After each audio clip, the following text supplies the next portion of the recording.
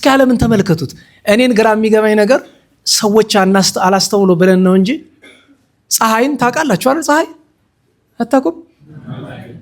ፀሐይ የምትባላለች አይደል? ወይዘሮ ፀሐይን ሳይሆን እቺ የምታበራው ፀሐይ አለች አይደለም? እቺ ፀሐይ አሁን ካለችበት ትንሽ ወደኛ ቀረብ ብትል ኑሮ ምንም ይፈጠር ይመስላችኋል? ተቃጥለ ማለቅ ነው አይደለም? እሺ ይቅር ትንሽ ፈንጠር ብትልስ? የበረዶ ግግር ነው አይደል?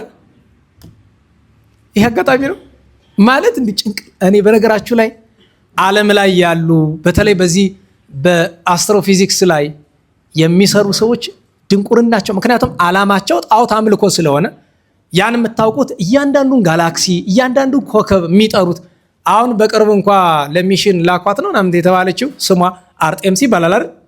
አሁን ካልጠፋ ስም የግሪክ ጣዖት ፈልገው ለምንድን ነው የሚጠሯት? እና ዋላችሁ እንዴት ዋላችሁ? ከሐዋርያት ባንዱ ጠርተዋታል፣ ከቅዱሳን ባንዱ። እንዲያው እሺ የክርስትናም ነገር አይሆን እንዲያው መደበኛ በሆነ ስም ይጠሯታል። አሜሪካም አይሏት፣ አሜሪካ ውስጥ ባለ በአንድ ስቴትም አይጠሯት። አሜሪካ ውስጥ ካሉ ስቴቶች መካከል ለምሳሌ አንዷ ሜሪላንድ ትባላለች አይደለም? ሜሪላንድ የእመቤታችን ምድር ማለት ነው አይደለም? በሱም አይጠሩት ከፈለጉ የራሳቸው ስቴት ነው። እንዴት ብሎ ነው? ምክንያቱም ዓለም ላይ ሁሏ ነገር በጥበብ ወኩሎ በጥበብ ቅበርከ ሁሉን በጥበብ ሰራ አለና እዚያ ላይ ግሩም ግብርከ ይሄውም ስራ ደግሞ ድንቅ ነው፣ ግሩም ነው። እሱ ብቻ አይደለም፣ ነፋስን አስቡት። እንዲያው ነፋስ የሚታይ ነገር ቢሆን ግን እንዴት አድርገን ይሆን ወደ አፍንጫችን የምናስገባው ነበር? ነና ዋላችሁ። ነፋስ ከየት ነው የሚመጣ? የት ነው የሚሄድ? በአፍንጫችን ገብቶ በሳምባችን። በነገራችን ላይ በጣም የሚያስገርመው ነገር ለምሳሌ አሟችሁ ማስታገሻ በመርፌ ሲሰጣችሁ እናንተ የሚገርማችሁ መርፌው ነው አይደለም? መርፌው ገብቶ የተወጋው ነገር በምን ፍጥነት ነው? ከራስ ፀጉር እስከ እግር ጥፍር ድረስ በምን አልፎ ነው? ሰውነታችን በሙሉ ቱቦ ነው። በቢሊየን የሚቆጠሩ ሴሎች ይባላል አይደለም? እነሱ በሙሉ እንዴት ነው ተቀናብረው የሚሰሩት? እንዲያውም በሳይንሳዊ መንገድ ለማሰብ የሚሞክር ካለ ብዬ ነው። ይሄንን ሁሉ አይተህ መጨረሻ ላይ እንደ አባታችን አብርሃም ፍጥረቱን ሁሉ መርምሮ ከፀሐይ ላይ ቆመና አምላከ ፀሐይ ተናበበኒ፣ ፀሐይን የፈጠርክ ሆይ አነጋግረኝ። እግዚአብሔር እኮ ያነጋግራል፣ አታውቁም? አነጋግረኝ ሲሉት ያነጋግራል በእምነት ከሆነ። ስለዚህ ከእግዚአብሔር በቀር ከቶኑ ማንም አምላክ የለም። በአንድነት በሶስትነት ከሚኖር ከእግዚአብሔር በቀር ማንም አምላክ የለም። ስለዚህ ከእኔ በቀር ሌሎች አማልክትን አታምልኩ አለ። መድኃኔ ዓለም ከአምልኮቱ አያውጣን። አሁንም በዚህ አካባቢ ሴቶችን ቅኔ ምናምን የሚያስተምሩ ሰዎች አሉ። እኔ በነገራችሁ ላይ ቅኔ መማር አያጸድቅም። አሁን ቅኔ የተማራችሁ መምህራን አላችሁ አይደል? ለእናንተ ግድ ነው። ለካህናት፣ ለዲያቆናት፣ ለሊቃውንት ቅኔ መማር ግድ ነው። ለአንዲት ሴት ቅኔን ለምንድን ነው የምትማረው? ቅኔ መማር ኃጢአት ነው ወይ? አይደለም። መማሯ ይጎዳታል? አይጎዳትም። ታዲያ ምን ነው የምትነቅፈው ካላችሁ የምትማረው ለምንድን ነው ነው ጥያቄ። አያችሁ፣ አንዳንድ ሴቶች ተማሩትና ከዚያ ሄደው ከሊቃውንት ጋር፣ አንዳንድ ሊቃውንት እንኳን አይባሉም እንደነዚህ አይነት ሰዎች፣ በስመ ምሁር ቤተክርስቲያንን አሳልፈው የሚሸጡ ብዙ ደናቁርት አሉና ቪዲዮ ሲመላለስ አይታችሁናል። አንዲት ሴት ቅኔ ማይሌት ገብታ ቅኔ ስትመራ ቅኔ መራት ስትመራ አይታችሁናል አይደለም? አስቡት፣ እቺ ሴት ቅኔ መማሯ ጠቀማት ጎዳት? ንገሩኝ። ቅኔ ዋና መሰረታዊ ዓላማው እግዚአብሔርን ለማገልገል ነው። እቺ ሴት ልቡ ካላት ቅኔውን ከቤቷ እየዘረፈች እግዚአብሔርን የምታመሰግነው ምን ጭንቅ። እሷ ግን የፈለገች ምንድን ነው? መድረክ። እሷ ምንድን ነው የፈለገች? ቅኔ ማይሌት። ያ ስህተት ነው። ሴት ልጅ ቅኔ ማይሌት ውስጥ እንኳን ለቅኔ ምራት ማስቀደስ አትችልም። ተክሊል ሲደረስ እንኳ ያው መጥተዋል። ዛሬ ጥሩ ሰዓት ነው የሚደርሱ። ጥሩ ነው። አሁን ይኸው ዘለፋ ልናመጣ ነው። ለምሳሌ ሁለት ስህተቶችን እንነጋገር። በዚህ ዘመን ካህናት የሚሰሯቸው፣ አንደኛ ተክሊል የሚደረስ ቅኔ ማይሌት ላይ አይደለም። ስህተት ነው። ተክሊል ቅኔ ማይሌት ላይ አይደለም። የቅኔ ማይሌቱና የሴቶች መቋሚያ መጋጠሚያው አለ አይደለም? መጋረጃ ያለበት ተናገሩ እንጂ እዚያ ላይ መጋረጃዋ በስስ ትገለጣለች። የምትገለጠው ለጠረጴዛውና ለዙፋኑ ማስቀመጫ ያክል ብቻ ነው። ሴቲቱ ሙሽራ በሴት ወገን ነው የምትቀመጥ፣ ከመጋረጃው በስተቀኝ ከመንጦላይቱ። ወንዱ በቅኔ ማይለቱ አቅጣጫ። እንዲሁም አባቶቻችን ብዙ ጊዜ በዚያኛው ነው የሚያደርጉት፣ ግን ደቡብ ይላል ፍትሐ ነገሥት ላይ። በነገራችሁ ላይ ቅኔ ማይለቱ ደቡብ ነው ምዕራብ ነው? ተናገሩ እንጂ ምዕራብ ነው። ደቡብ ማለት የሴቶች መቆሚያ ነው። ምቋም አንስት ጫፉ፣ የምቋም አንስት የኛው ጫፍ ለቅኔ ማይለቱ የሚቀርበው አቅጣጫ ነው። እዚያ ላይ አስቀምጧቸዋል። የሴቲቱ ሚዜዎች የት ነው የሚቀመጡ? በእሷ በስተቀኝ ስለሆነ ሴቶች ጋር ናቸው። የወንዱ ሚዜዎች እሳ በወንድ ናቸው። ከዚያ ቅዳሴ ሲጀመር መጋረጃው ይጋረዳል። ራሳቸው ሙሽሮች እንኳ ጎን ለጎን ቆመው ማስቀደስ አይችሉም። እንዲህ ሴትና ወንድ አንድ ላይ የት መጽሐፍ ላይ የተገኘ? ፍትሐ ነገሥት ይላል አይልም? ፍትሐ ነገሥት ምንድን ነው የሚለው? እንደው ቅርብ ቢኖር ገልጬ ባነብላችሁ በወደድኩ ነበር። አንቀጽ 24 ላይ ምንድን ነው የሚለው? በሚቆርቡ ጊዜ እንኳ ጎን ለጎን እንዳይቆርቡ ተከልክሏል። ታዲያ እንዴት ይሁን የሚባል ካባውን እንግዲህ ተክሊል የሚደረስ በሁለት ካባ አይደለም። በስንት ካባ ነው ነገሩኝ? ኧረ በሞቴ በስንት አክሊል ነው የሚደረስ? ተናገሩ። በስንት ቀለበት ነው የሚደረስ? በአንድ እኮ ነው የሚደረሰው። አሁን የከባድ ስራ ሆኖ ነው። ካባውን እሱ ይቁረብበትና ይላል ይላክላት፣ በስፍራዋ ትቁረብበት እንጂ ጎን ለጎን ቆመ ማስቀደስ የለም። ጎን ለጎን ቆመ መቅረብ የለም። ህገወጥ ነው ጨርሶ። እኔ ይሄ ሁሉ የተማረ ሰው ባለበት ጎንደር አንድ ስርዓት የሚጠነቀቅ ሰው አለመኖር ያሳዝነኛል። እገሌ ወገሌ በሉት ለውጥ የለው። ይሄ ምኑ ይከብዳል? አለማወቅ ከሆነ ይኸው ተናግረናል። ፍትሐ ነገሥት ገልጠየው አንቀጽ 24ን ከለክላል መጽሐፍ። አንደኛ ስህተት እሱ ነው። ሁለተኛ ስህተት እናት አባቶቻችን ኑሮ እንቁረብ ብሎ ይመጣሉ። መልካም ነው። ታዲያ የሚቆርቡ እነሱም ጎን ለጎን ታስቀምጧቸዋላችሁ፣ አመጣችሁ ካባ ታለብሷቸዋላችሁ። ከየት መጽሐፍ የተገኘ ነው? ጭራሽ እኮ ካህናት ለቅዳሴ የሚለብሱት ካባ እኮ ነው የሚደረግላቸው። አዎ ባለቤቱ ሲገኝ ልናገር ብዬ ነው። እናንተ ነግሬያቸው የምታረሙት ነገር ስለሌለ እሳቸው ካህን ብቻ ሳይሆኑ ማዘዝ የሚችሉ ኃላፊ ስለሆኑ ለዚያ ነው። እንኳን ደህና መጡ። መጀመሪያ ግን በጻድቃን በስመ አብ ወወልድ ወመንፈስ ቅዱስ አሐዱ አምላክ። በስመ አብ ወወልድ ወመንፈስ ቅዱስ አሐዱ አምላክ። በስመ አብ ወወልድ ወመንፈስ ቅዱስ አሐዱ አምላክ አሜን። ይትባረክ እግዚአብሔር አምላክ እስራኤል አምላክ አበዊነ ቅዱሳን ዘተሳሃለነ ወገብረ መድኃኒተ ለሕዝበ ዚአሁ። ይቅር ያለን ለወገኖቹ ለምእመናን ሕይወትን መድኃኒትን ያደረገ የአባቶቻችን አምላክ የቸርነት ባለቤት ቸሩ እግዚአብሔር ከዚህ ሰዓት ከዚህ ዕለት ያደረሰን ቅዱስ ስሙ የተመሰገነ ይሁን። እንዴት ዋላችሁ? እንዴት ሰነበታችሁ? ቸርነት፣ ምሕረት፣ ይቅርታ፣ ርኅራኄ የባሕሪ ገንዘብ የሆነ አምላካችን መድኃኒታችን ኢየሱስ ክርስቶስ ለአምላክነቱ እንደሚገባ ቅዱስ ስሙ የተመሰገነ ይሁን። ወላዲተ አምላክ ቅድስት ድንግል ንጽሕት እመቤታችን ማርያም፣ ቅዱስ መስቀል፣ ቅድስት ቤተ ክርስቲያን ያከበራቸው ቅዱሳን ሁሉ የተመሰገኑ ይሆኑ። እንኳን አደረሳችሁ። ቸሮ አምላካችን ከቅዱሳን በረከት ያሳድርብን። ኦሪት ዘጸአት ምዕራፍ 20 ቁጥር 1 እግዚአብሔርም ይህንን ቃል ሁሉ እንዲህ ብሎ ተናገረም። ከግብፅ ምድር ከባርነት ቤት ያወጣሁ እግዚአብሔር አምላክህ እኔ ነኝ። ከእኔ በቀር ሌሎችን አማልክት አታምልክ። በላይ በሰማይ ካለው በታችም በምድር ካለው ከምድርም በታች በውሃ ካለው ነገር የማናቸውንም ምስል ላንተ አምላክ አታድርግ። አትስገድላቸው፣ አታምልካቸውም። እኔ እግዚአብሔር አምላክህ ቀናተኛ አምላክ ነኝና በሚጠሉኝ እስከ 3ኛና 4ኛ ትውልድ ድረስ የአባቶችን ኃጢአት በልጆች ላይ የማመጣ ለሚወዱኝ ትእዛዜንም ለሚጠብቁ እስከ 1000 ትውልድ ድረስ ምሕረትን የማደርግ አምላክ ነኝና የእግዚአብሔር አምላክህን ስም በከንቱ አትጥራ። አምላክህ እግዚአብሔር ስሙን በከንቱ የሚጠራውን ከበደል አያነጻውምና። የሰንበት ቀንን ትቀድሳት ዘንድ አስብ። 6 ቀን ስራህን ስራ፣ ተግባርህንም ሁሉ አድርግ። 7ኛዋ ቀን ግን ለእግዚአብሔር ለአምላክህ ሰንበት ናት። አንተ ወንድ ልጅህም ሴት ልጅህም ሎሌህም ገረድህም አህያህም ከብትህም በደጆችህም ውስጥ ያለ እንግዳ በእርሷ ምንም ሥራ አትስሩ።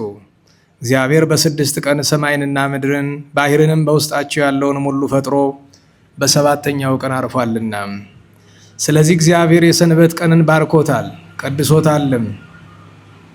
አባትህንና እናትህን አክብር፣ መልካም እንዲሆንልህ እግዚአብሔር አምላክህ በሚሰጥህ ምድርም ዕድሜህ እንዲረዝም።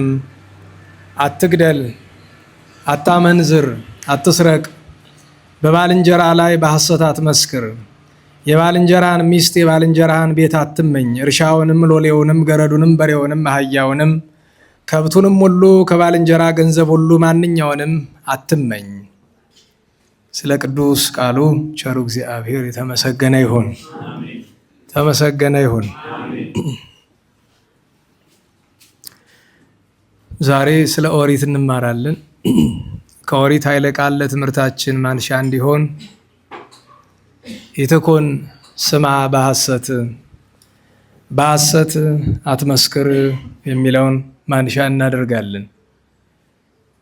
እግዚአብሔር አምላካችን በወደደው የነቢያት አለቃ አድርጎ በሾመው በቅዱስ ሙሴ አድሮ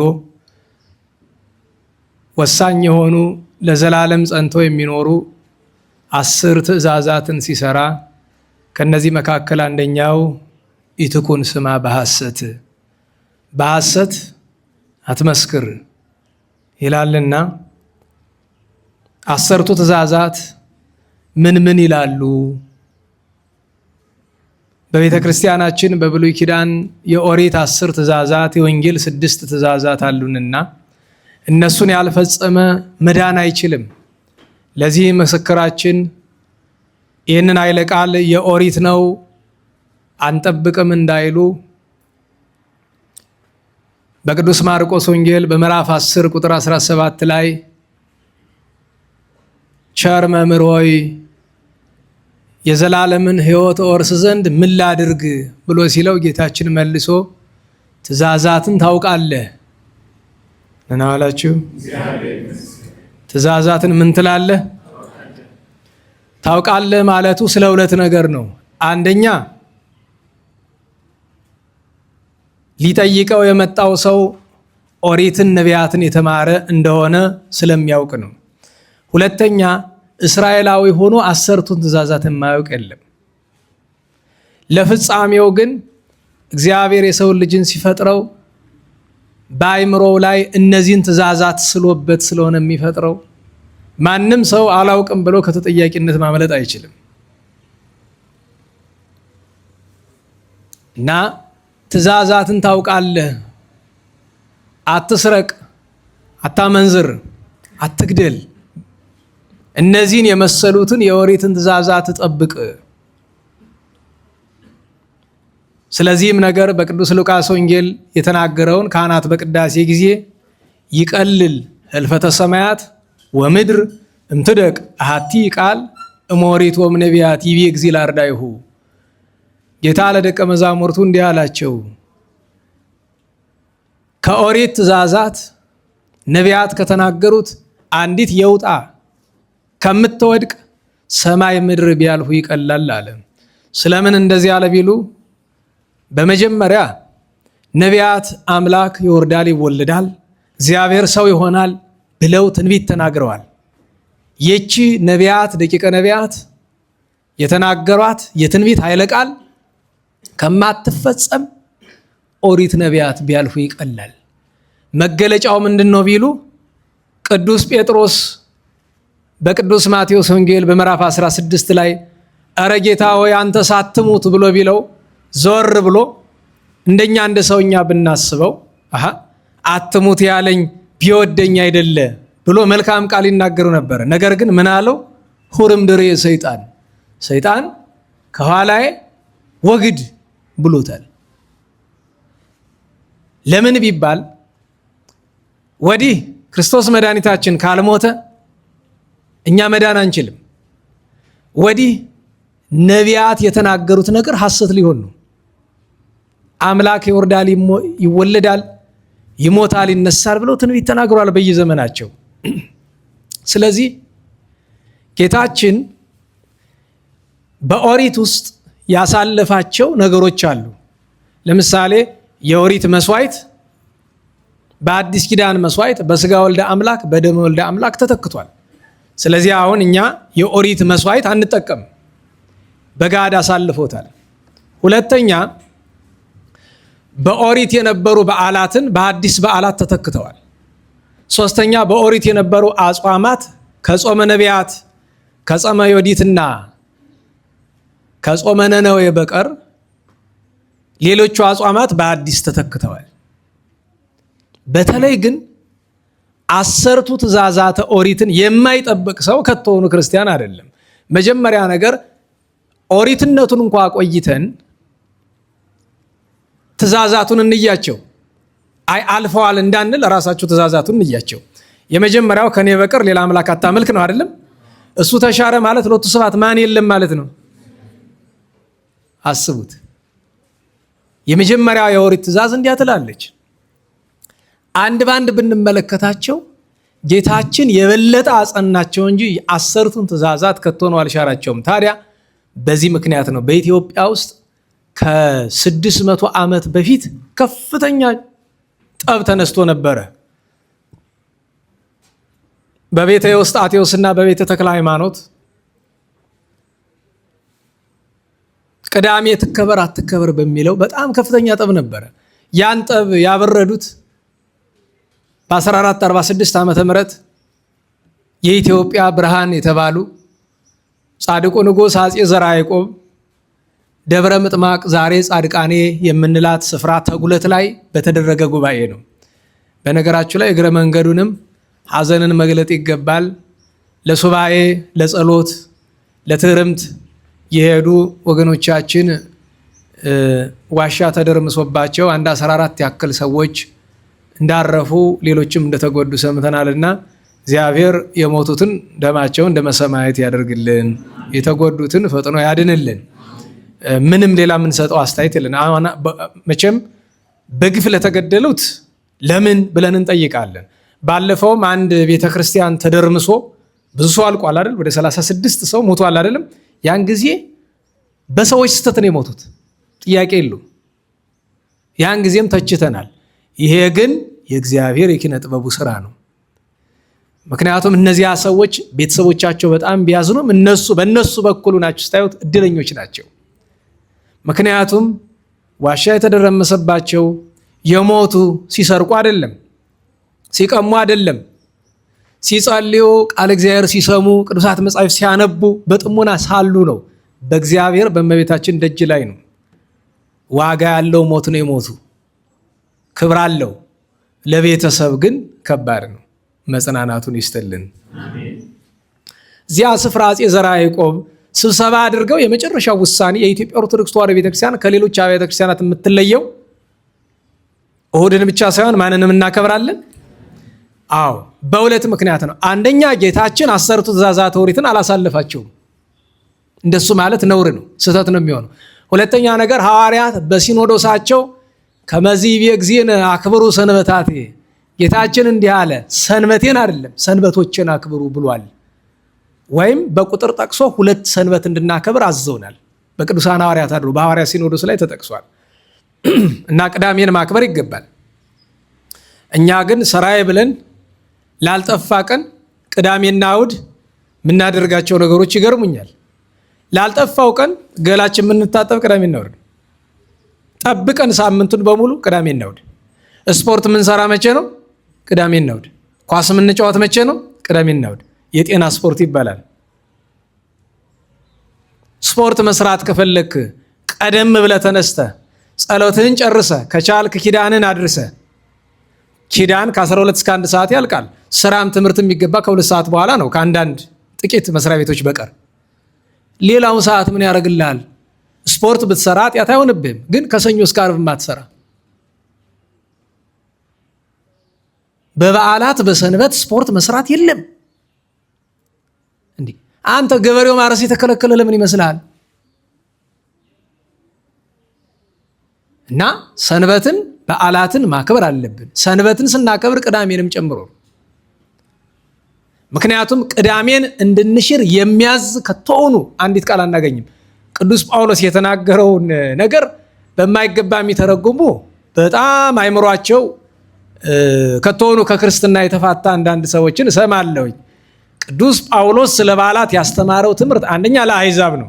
ሁለተኛ ነገር በወቅቱ ይረብሹ ለነበሩ ኦሪት ከወንጌል ትበልጣለች፣ ካልተገዘራችሁ አትጸድቁም እያሉ አሕዛብን ያስጨንቁ ለነበሩ ሰዎች የተሰጠ ምላሽ እንጂ ሰንበትን ሻሩ አላለም ቅዱስ ጳውሎስ። እሱም ሰንበትን ያከብር እንደነበረ በግብረ ሐዋርያት ተጽፏል።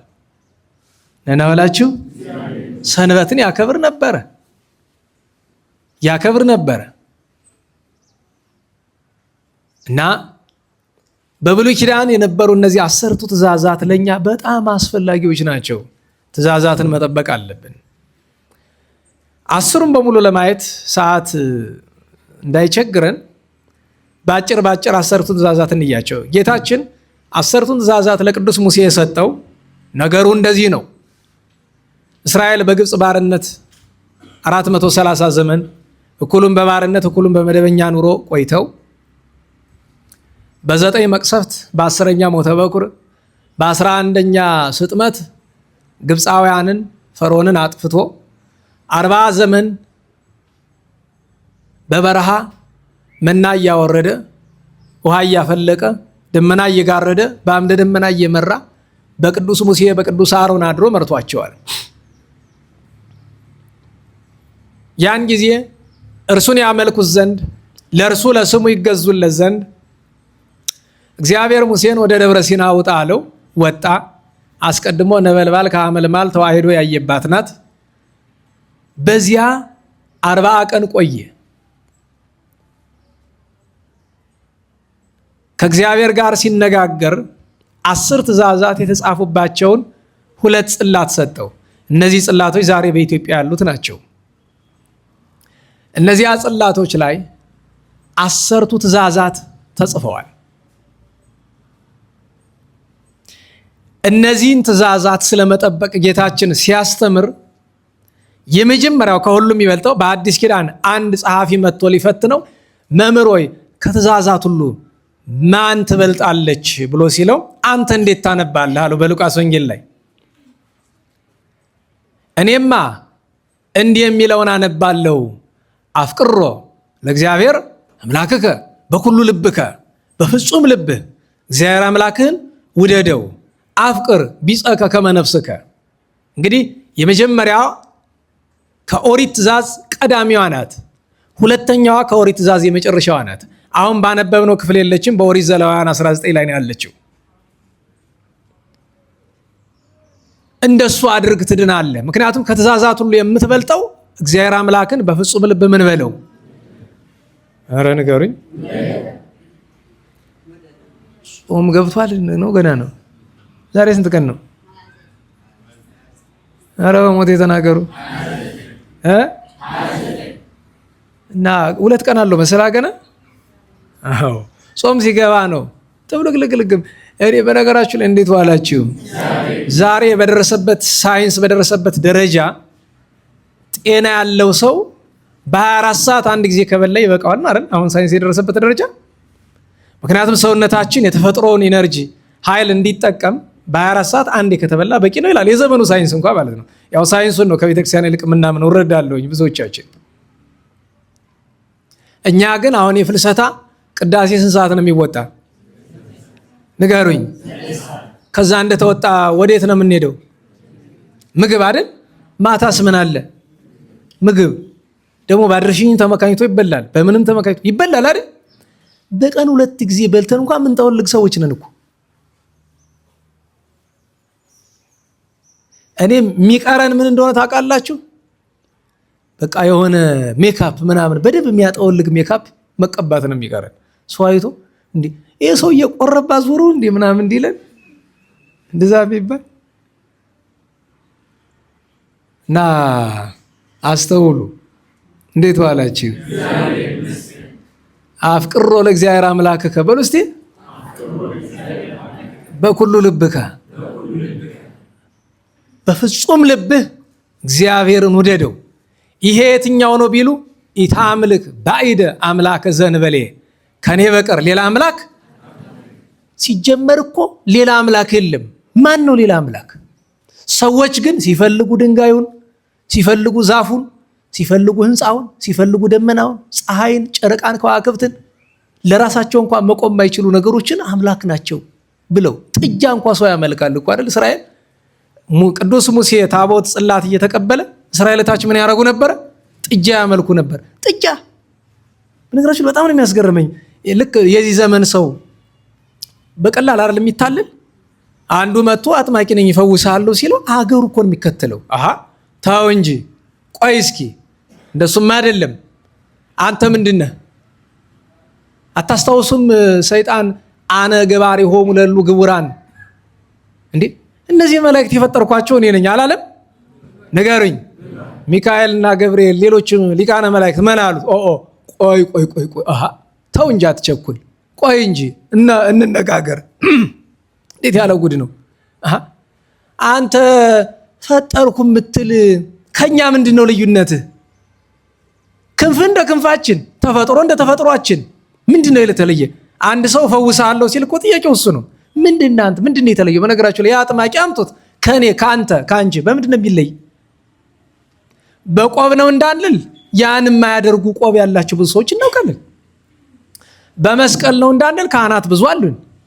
በምኑ በየትኛው ቅድስና በየትኛው ንጽህና? አለቀ። ጥያቄ እኮ ነው። እና ሰዎች ግርም ይለኛል። በቃ ዝም ብሎ ያገኘውን መከተል ነው።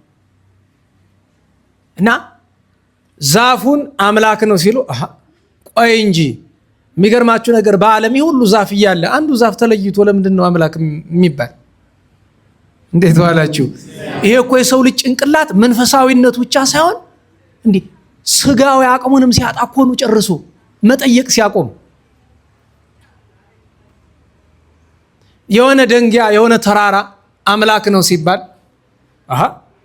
ይሄኛው ተራራ የትኛው ተራራ ነው አምላክ? ይሄኛው። ያኛውስ በርዝመት ነው እንዳንል በጣም ለምሳሌ ራስ ደጀንን በርዝመቱ እናመልከው የሚል ሰው ቢኖር አይ ወንድሜ ተረጋጋ፣ ኪሊማንጃሮ አለ ትንሽ ከፍ ይላል። አይ እንግዲያውስ ኪሊማንጃሮ እናመልከው። አይ ኤቨረስት አለ እንግዲህ ኤቨረስትን አይ ኤቨረስት ከባህር ምናምን በላይ ነው እንጂ በርዝመት እዛ ደግሞ ፔሩ ውስጥ ላቲን አሜሪካ ውስጥ አለ። እንዴ መርማሪ ጭንቅላት ያስፈልጋል እኮ። በነገራችሁ ላይ እኛ መመርመር ያለብንን ትተን የማይመረመረውን ስንዳክር እንውላለን። እና በእውነቱ ከኔ በቀር ሌሎችን አታምልኩ። ሁልጊዜ በየዓመቱ የምነግራችሁ ነገር አለ፣ ልብ አትሉትም እንጂ ጣዖት ሲባል ባዕድ አምልኮ ሲባል ግድ ደንጊያ አለዝቦ እንጨት ጠርቦ ብቻ አይደለም። በቤታችን ብዙ ጣዖት አለን፣ እግዚአብሔርን የሚያስረሳ እርሱን እንዲተካ ያስቀመጥናቸው ገንዘብን የመሰለ አረ እንኳን ሌላ ይቀርና አመለካከታችን እኮ ጣዖት ነው በዚህ ዘመን። በነገራችሁ ላይ ኢንተርኔት ላይ ያለው ሰው ምናልባት ካልተሳሳትኩ 90% አመለካከቱን ጣዖት አድርጎ የሚኖር ደህና ዋላችሁ። ለእርሱ የመሰለውን ይጽፋል። ለምሳሌ የመጽሐፍ ቅዱስ ጥቅስ መጥቀስ አንተን የእግዚአብሔር ሰው አያደርግም። ያን ጥቅስ መናፍቁም ይጠቅሰዋል፣ ማንም ይጠቅሰዋል። ቅዱሳት ቃላትን እግዚአብሔር ምን ይወዳል፣ የእግዚአብሔር ፈቃዱ ምንድን ነው ብለን በመንፈሳዊ ልብ ከማስተዋል ይልቅ አመለካከታችንን ጣዖት አድርገን ለኛ የመሰለንን ነገር ለሰው ስንናገር እንውላለን። ለአንዳንዱ እውቀቱ ጣዖት ነው። ትንሽ ፍልስፍና ምናምን ያነብና ቀና ብሎ ማየት ይጀምራል። ደህና ዋላችሁ። መጀመሪያ የሰው ልጅ ማየት ያለበት ወዴት ነው ንገሩኝ? ወደ ታች ነው። ቀጥሎ ማየት ያለበት ወዴት ነው? ወደ ጎን ነው። እሱን ስትጨርስ ቀና ማለት ትችላለህ። እንደም ዝም ብለህ ፍጥጥ ብለህ ወደ ላይ። ምክንያቱም እንኳን በመንፈሳዊ እግዚአብሔርን ልትመረምር እዚህ ሄደ ብትሄድ እኮ በስጋዊ እግርህ አትደርስበትም እኮ። ሳይንሱ ሲያወራ አትሰሙትም? የሆነ ጋላክሲ ላይ ለመድረስ ይሄን ያህል ላይት ይር ይላችኋል። እኛ ያለንበት የሆነ ነገር ለመጨረስ 100,000 ላይት ይር። አንድ ላይት ይር ማለት እንግዲህ አትገምቱትም፣ ማአት ነገር ነው እነሱ በሚሉት ማለት ነው። ወደ ላይ ሄደ ምንም የምትዘልቀው ነገር የለም። ስለ እግዚአብሔር ማወቅ የሚቻለው አንድ ነገር ብቻ ነው። እግዚአብሔር እንድናውቀው የፈቀደና በቅዱሳት መጻሕፍትና በአባቶቻችን የገለጠውን ያክል ብቻ ነው። ከዛ ውጭ ብትሄድ ብለብለ መጨረሻ ላይ የሚባል ነገር አለ። አንድ የሆነ አነጋገር ሰምታችኋል አይደለም? እግዚአብሔርን ይመረምሩትና በስጋዊ ጭንቅላታቸው አላገኙት ሲሉ ምን ይላሉ? የለም። ሎቱ ስብሐት። እንዴት ዋላችሁ? እና አንድ የጂኦግራፊ አስተማሪ መሰለኝ ክፍል ውስጥ ገብቶ ኤቭሪቲንግ ሹድ ቢ ኮንክሪት የሚል የሳይንስ ህግ አለ አይደለም? ካላየኸው፣ ካልጨበጥከው፣ ካልዳስስከው ተጨባጭ ካልሆነ አትመንበት የሚል ነገር እና ይሄ መስኮት ይታያችኋል? አዎ። ስለዚህ የመስኮት አለ የለም? አለ። ይሄ ኮርኒስ ይታያችኋል? አዎ። አለ የለም? አለ። እያንዳንዱ እዛ ቁሳቁስ ሲጠይቆየና እግዚአብሔር ይታያል፣ እግዚአብሔርን አይታችሁ ታውቃላችሁ? አናውቅም። አለ የለም? ዝም አሉ። የለም አለ እሱ። አንድ ታዳጊ እጅናቱ ጋሼ ጥያቄ ያለኝ ምንድን የሰው ጭንቅላት ይታያል አይታይም? አይታይም። ጭንቅላት የለውትማ። ህፃን ልጅ ነው። ግን ተማርኩ ከሚለው ከዚህ አይምሮን ካደነቆረው ሰውዬ 10 እጥፍ እሱ ይሻላል። እግዚአብሔር መኖሩን ለማረጋገጥ በጣም ብዙ መንገድ አለ። በመንፈሳዊ ስታነጋግረው ይመልስልሃል። ጸጋው ካለ ደግሞ ይገለጥልሃል። እንደና ዋላችሁ። አታስታውሱም? ከወር በፊት ስለ ቅዱስ ሙሴ ጸልም ስንነጋገር እግዚአብሔርን ማየት ነው የፈለገ አይደል? አየው አላየውም? አየው። በአካል አገኘው። አየው። የሚያዩ አሉ፣ ዛሬም አሉ። እግዚአብሔርን የሚያዩ አሉ፣ ቸሩ አምላክን። አይ በሌላ መንገድ ነው ብለህ ካልክ ደግሞ እስኪ ተፈጥሮን እየው። አስቡት። ኢቮሉሽን በሆነ በአጋጣሚ ነው እንደዚህ የሆን ነው። ማንም ሰው ከቶውኑ በቢሊዮን ዓመት እራቀቃለሁ ቢል የእኛን ተፈጥሮ አይደለም የአንዲት አትክልት ተፈጥሮ ነው። ሳይንስ የሚደነቀው ለምሳሌ ይሄ ሞባይል ነው አይደለም? ንገሩኝ። ሳይንስ አዲስ ፈጥሮ እዚህ ውስጥ የከተተው ነገር አለ እግዚአብሔር ከፈጠረው ነገር በቀር ያን ከመገጣጠም በቀር? በነገራችሁ ላይ ይሄንን ሞባይል እንኳን ለመስራት የተጠቀሙት ጭንቅላት እንደሱ የፈጠሩት አይደለም፣ ባለቤቱ የፈጠረው ነው። እስኪ ዓለምን ተመልከቱት። እኔን ግራ የሚገባኝ ነገር ሰዎች አላስተውሎ ብለን ነው እንጂ ፀሐይን ታውቃላችሁ አይደል? ፀሐይ አታውቁም? ፀሐይ የምትባላለች አይደል? ይዘሮ ፀሐይን ሳይሆን እቺ የምታበራው ፀሐይ አለች አይደለም? እቺ ፀሐይ አሁን ካለችበት ትንሽ ወደኛ ቀረብ ብትል ኑሮ ምንም ይፈጠር ይመስላችኋል? ተቃጥለ ማለቅ ነው አይደለም? እሺ ይቅር፣ ትንሽ ፈንጠር ብትልስ? የበረዶ ግግር ነው አይደል? ይሄ አጋጣሚ ነው ማለት እንዲጭንቅ። እኔ በነገራችሁ ላይ ዓለም ላይ ያሉ በተለይ በዚህ በአስትሮፊዚክስ ላይ የሚሰሩ ሰዎች ድንቁርናቸው፣ ምክንያቱም ዓላማቸው ጣዖት አምልኮ ስለሆነ ያን የምታውቁት እያንዳንዱን ጋላክሲ እያንዳንዱን ኮከብ የሚጠሩት አሁን በቅርብ እንኳ ለሚሽን ላኳት ነው ምናምን የተባለችው ስሟ አርጤምስ ይባላል አይደል? አሁን ካልጠፋ ስም የግሪክ ጣዖት ፈልገው ለምንድን ነው የሚጠሯት? እና ዋላችሁ? እንዴት ዋላችሁ? ከሐዋርያት ባንዱ ጠርተዋታል፣ ከቅዱሳን ባንዱ። እንዲያው እሺ የክርስትናም ነገር አይሆን እንዲያው መደበኛ በሆነ ስም ይጠሯታል። አሜሪካም አይሏት፣ አሜሪካ ውስጥ ባለ በአንድ ስቴት የማይጠሯት። አሜሪካ ውስጥ ካሉ ስቴቶች መካከል ለምሳሌ አንዷ ሜሪላንድ ትባላለች አይደለም? ሜሪላንድ የእመቤታችን ምድር ማለት ነው አይደለም? በሱም አይጠሩት ከፈለጉ የራሳቸው ስቴት ነው። እንዴት ብሎ ነው? ምክንያቱም ዓለም ላይ ሁሏ ነገር በጥበብ ወኩሎ በጥበብ ቅበርከ ሁሉን በጥበብ ሰራ አለና እዚያ ላይ ግሩም ግብርከ ይሄውም ስራ ደግሞ ድንቅ ነው፣ ግሩም ነው። እሱ ብቻ አይደለም፣ ነፋስን አስቡት። እንዲያው ነፋስ የሚታይ ነገር ቢሆን ግን እንዴት አድርገን ይሆን ወደ አፍንጫችን የምናስገባው ነበር? ደህና ዋላችሁ? ነፋስ ከየት ነው የሚመጣ? የት ነው የሚሄድ? በአፍንጫችን ገብቶ በሳምባችን። በነገራችን ላይ በጣም የሚያስገርመው ነገር ለምሳሌ አሟችሁ ማስታገሻ በመርፌ ሲሰጣችሁ እናንተ የሚገርማችሁ መርፌው ነው አይደለም? መርፌው ገብቶ ያ የተወጋው ነገር በምን ፍጥነት ነው ከራስ ፀጉር እስከ እግር ጥፍር ድረስ በምን አልፎ ነው? ሰውነታችን በሙሉ ቱቦ ነው። በሚሊዮን በቢሊዮን የሚቆጠሩ ሴሎች ይባላል አይደለም? እነሱ በሙሉ እንዴት ነው ተቀናብሮ የሚሰሩት? እንዲያውም በሳይንሳዊ መንገድ ለማሰብ ይሞክር ካለ ብዬ ነው። ይሄንን ሁሉ አይተህ መጨረሻ ላይ እንደ አባታችን አብርሃም ፍጥረቱን ሁሉ መርምሮ ከፀሐይ ላይ ቆመና አምላከ ፀሐይ ተናበበኒ፣ ፀሐይን የፈጠርክ ሆይ አነጋግረኝ። እግዚአብሔር እኮ ያነጋግራል፣ አታውቁም? አነጋግረኝ ሲሉት ያነጋግራል በእምነት ከሆነ። ስለዚህ ከእግዚአብሔር በቀር ከቶኑ ማንም አምላክ የለም። በአንድነት በሶስትነት ከሚኖር ከእግዚአብሔር በቀር ማንም አምላክ የለም። ስለዚህ ከእኔ በቀር ሌሎች አማልክትን አታምልኩ አለ። መድኃኔ ዓለም ከአምልኮቱ አያውጣን። የሰንበትን ነገር ተነጋግረናል።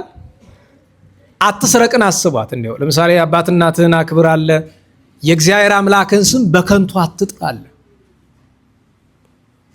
አባት እናትህን አክብር አለ። አክብር። ከዚያ ምን አለ? አታመንዝር። አታመንዝር። ቀጥሎ ምን አለ? አትስረቅ። ቀጥሎ ምን አለ? ይህን ልጅ ማን ነው ይዞት የመጣው? ያዙት እንጂ ህፃኑን ያመጣችሁ ካላችሁ፣ ባለቤት ከሌለም ወደ ውጭ ያስወጣው። ውስጥ ገብቶ አንደኛ እቃችሁን እያበላሸ ይመስለኛል። የአገልግሎት እቃ ነው። መረበሹ ላይ በቃ ብዬ ነው። ደግሞ ልጁ በጣም ህፃን አይመስለኝም። ለማስተዋል አያንስም ብዬ ነው። በጣም ህፃን ሲሆኑ ችግር የለውም። ወደ ውጭ ዘውጠ። ደህና ዋላችሁ? አታመንዝር፣ አትስረቅ፣ ቀጥሎ አትግደል፣ ከዚያ አትመኝ፣ ከዚያ ቀጥሎ የዛሬ ርዕሳችን ይመጣል። ምን? በሐሰት አትመስክር። የቅዱሳንን ታሪክ ጥቂት እናንሳና ወደ ርዕሳችን እንመጣለን። ሰዓት ለመቆጠብ የዚህ ዘመን ሰዓት በሌላ ጊዜ ቀጥ ነው የሚል ይንቀራፈፋል። ማስተማር ሲጀምር ብቻ ነው የሚሮጥ። ለእኔ ይሁን ለእናንተ አላቅም። ለእኔ ይመስለኛል። እንግዲህ እየሰማችሁ ነው። ዛሬ ስንት ቀን ነው? ምን 29 ሐምሌ ምን ማለት ነው? ተመራመሩ፣ ጠይቁ። አሁንም እኮ መመርመር ማለት እንደዚያ ነው። ሐምሌ ምን ማለት ነው? ሐምል ሲባል ሰማላችሁ? ሐመልማል፣ ሐምል። እሺ ተመራመሩ። ለሁሉም ያለፈው ሳምንት ተገናኝታችሁ የነበረ አልነበርኩም፣ በ22 ስለነበረ ከ23 ጀምሮ የቅዱሳኑን ነገር እንይ። በ23 እናታችን ቅድስት መሪና ነበረች። ቅዱስ ለንጊኖስ ነበረ። አብጥልማዎስም በዓሉ ነበረ። በ24 ሐምሌ 24 ታላቁ ጻድቅ አባታችን አቡነ ዘዮሐንስ የክብራኑ ዓመታዊ በዓላቸው ነበረ። አባ ተክለ መድኅን፣ አባ ተክለ አዶናይ፣ አባ ተወልደ መድኅን ጻድቃን ቅዱሳን ዘደብረ ሊባኖስ ሰማዕታትም ናቸው። አባ ስምዖን ጻድቅ ሊቀ ጳጳሳት ነው። ታላቁ አባ ኖብ ሰማዕቱ፣ ሌሎችም ቅዱሳን ዓመታዊ በዓላቸው ነበረ። በ25 በጣም ብዙ ቅዱሳን ናቸው የተከበሩት። በ25 የመጀመሪያው በዓል ቅዱስ መርቆሬዎስ ነበረ። ቅዱስ መርቆሬዎስ በሮሜ ከተገኙ ቀደምት ሰማዕታት መካከል አንዱ ነው። ለሮም ሰማዕታት አለቃ የሚባል ከቅዱስ ጊዮርጊስ ቀጥሎ ለሰማዕታት አለቅነት እግዚአብሔር ያደለው ብዙ መከራ የተቀበለ ነው። ቅዳሴ ቤቱ መጀመሪያ በቂሳሪያ በኋላ በምስር በመጨረሻውም በኢትዮጵያ የተደረገበትን እና ልደቱን እናስባለን። ቅዱስ መርቆሬዎስ አባቱና እናቱ ታቦትና ኖህ ይባላሉ። ታቦት እናቱ ናት፣ ኖህ አባቱ ነው። ከባዕድ አምልኮ የመጡ ናቸው። ክርስቶስን ወደው ተጠምቀው ፒሉፓዴር የሚባል ልጅ የወለዱ። ፒሉፓዴር ማለት በሌላ ቋንቋ መርቆሬዎስ ማለት ነው። ይህ ቅዱስ ሰማዕት ቅዳሴ ቤቱ ከተከበረ በኋላ ብዙ ተአምራት አድርጓል። በተለይ በምስር ባለች ቤተክርስቲያን ብዙ ድንቅ ተአምራት አድርጓል። ደህና ዋላችሁ። በዚያ ወራት ተንባላታዊ ወይም እስላም በግብፅ ምድር ነግሰው በነበረበት ጊዜ የቅዱስ መርቆሬዎስ ቤተክርስቲያን ከተሰራ በኋላ አንዱ እስላም በዚያው በምስር አሁን ካይሮ የሚሏት ስፍራ አካባቢ ተመራምሮ ተምሮ ከእስልምና ወደ ክርስትና መጣ። የነሱ ሕጋቸው ደግሞ እምነቱን የለወጠውን ታውቁታላችሁ በለው ነውና እንደዚያ ሊያደርጉት ከበው እጁን እግሩን አስረው አካሉን ይቆራርጡታል። ግብረ አሕዛብ ይባላል። ይሄ ሰው የፈለገውን ማመን አይችልም። እንዴት ዋላችሁ? እግዚአብሔር ፈጥሮናል አይደለም? ማስገደድ ቢፈልግ ይችላል አይችልም? ይችላል። ግን ስለምን አስገደድን? አላስገደደንም። አምልኮተ እግዚአብሔር በፈቃድ ነው፣ በግድ አይደለም። ሰው ከፈለገ እኛ ማድረግ የምንችለው ሁለት ነገር አለ አይደለም? አንደኛ መምከር፣ ማስተማር። ያ ሰው አይ ይኸውልህ ክርስትና ጥሩ ነው፣ እንደዚህ ነው፣ ያኛው እምነት ግን ጥሩ አይደለም ብለን እናስተምረዋለን። ካልሰማን ደግሞ ወደ እግዚአብሔር እንጮሃለን። እባክህ ጌታ ወይ ይሄ ሰው እንዳይጠፋ ቸርነትን አድርግ እንላለን። ከዛ ከፈለገ ደንጊያ ወደ ማምለክ እምነት ወደ መቀየር መሄድ ይችላል። ሃይማኖት በፍላጎት እንጂ በጉልበት አይሆንም። እንደዚያ ሲያሰቃዩት የቅዱስ መርቆሬዎስ ቤተክርስቲያን ከፊት ለፊት አለ። ያ ከእስልምና ወደ ክርስትና የመጣው ሰው ታግሶ መከራውን ይቀበላል እና በጎኑ አንድ ሌላ ወጣት ተንባላታዊ ያልፋል። ምን አድርጎ ነው ብሎ ሲል አይ እንደዚህ አድርጎ እምነቱን ለውጦ ክርስቲያን ሆኖ ልንገለው ነው ይሉታል። ደግ አድርጋችኋል። ሄዶ አንተ ለምንድን ብሎ ለጆሮ የሚቀፍ ስድብ ሰደበው። እሱ አልበቃ ብሎ ከሚመቱት ጋር አብሮ ደበደበው። ሲደበድበው ቆይቶ ፊቱ አፉ በደም ተነክሮ ያ ክርስቲያን ቀና ብሎ ወጣት አየው። አንተ አሁን ልብ ጨለማ ነው፣ ነገ ግን ልብ የሚበራበት ቀን ይመጣል። ያን ጊዜ እኔ የተቀበልኩትን መከራ አንተም ትቀበላለህ። የተናገርከውና በእኔ ላይ ያደረግከው ሁሉ ይጸጽታል ብሎ ትንቢት ተናገረ። ስለተበሳጨ ጫማውን አውልቆ ጥርሱን አረገፈው በጫማ። ከዚያ በኋላ አሰቃይተው በሳት አቃጥለው ገደሉት ያኛውን ክርስቲያኑ። ይሄኛው ግን ደብድቦት ይህንን ክርስቲያን ይሄ እስላም ወጣት አልወጣለት ስላለ ወደ ቤቱ ሄደና እራት አልበላም ብሎ ቤት ገባ። እናትና አባቱ ለምንድን ነው እራት የማትበላ? አይ በመንገድ እንደዚህ አግኝቼ እንደዚህ አለኝ እና አዘንኩ ብሎ አለ። እንዴ ክርስቲያኖች እኮ ውሸታሞች ናቸው እርሳው ብለው አሉት። እንዴት ዋላችሁ? ርዕሳችን በሐሰት ምን አትበል ነው። ክርስቲያኖች ውሸታሞች ናቸው እምላችሁ ምክንያት ነን ወይ አላልኳችሁም? ክርስቲያኖች ውሸታሞች ናቸው። እኔና እናንተ ግን ውሸታሞች ነን ብዙዎቻችን። እኔ ክርስቲያን ነኝ ብዬ ራሴን ለሰው አላስተዋወቅም።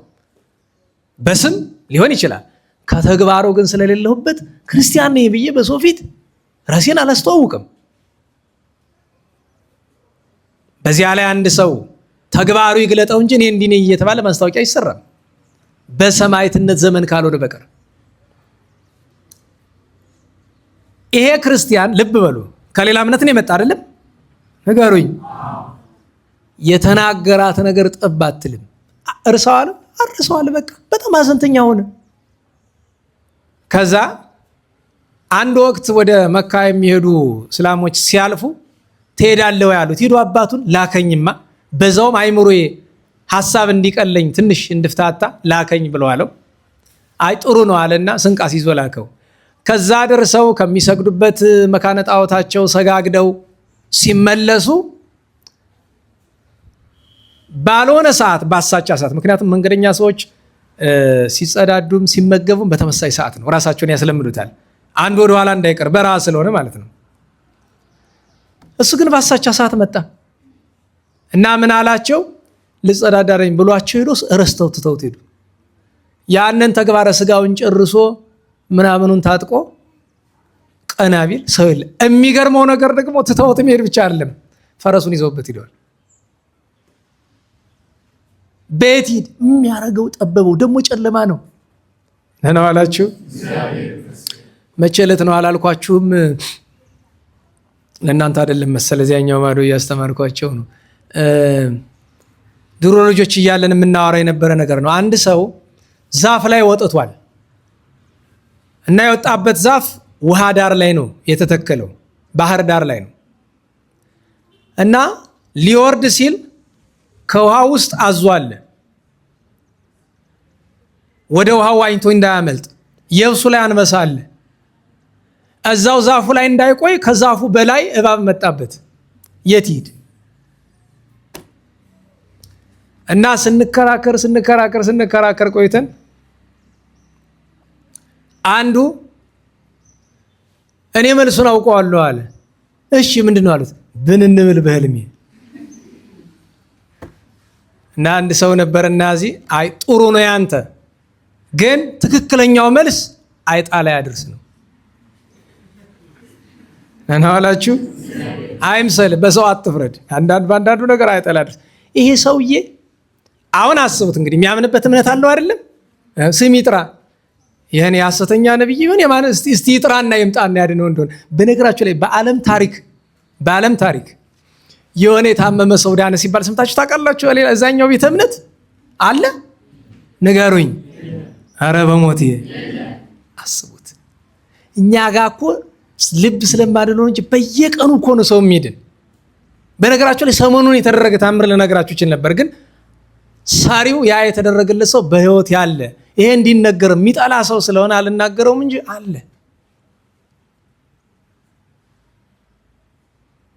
ጎባጣም ይቀናል፣ አይነ ስውር ይበራል። በነገራችሁ ላይ በየጸበል ውስጥ ሄዱ ከክርስቲያኑ ያልተናነሰ እነማን ናቸው ያሉት ሊጠመቁ? በቃ ለምን ይመስላል? የለም ማዛ እንዴ እግዚአብሔርነቱ የሚገለጥበት አምላክነቱ የሚገለጥበት አንዱ መንገድ ምንድን ነው? ሰዎች ማድረግ የማይችሉትን ነገር በማድረግ ነው አይደለም? ፍጡር ማድረግ የማይችለውን ነገር የለም። እነዛ ቢያረግ ቢሰራ ምንም የለም። አማራጭ ሲያጣ ምን ትዝ ይለዋል? ከሱ ደጅ ልፍ ብሎ ያለው የቅዱስ መርቆሬዎስ ቤተክርስቲያን እና ክርስቲያኖች ሄደው እየተሳሉ የኔ ጓደኛ የነበረ በነገራችሁ ላይ ሙስሊም ነውና አብሮ አደግ ነው።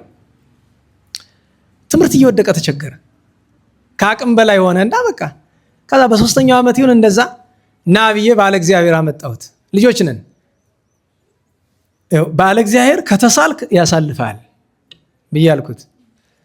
ባለ እግዚአብሔር 1 ብር እሰጣለሁ ካለፍኩኝ አለ። አለፈ።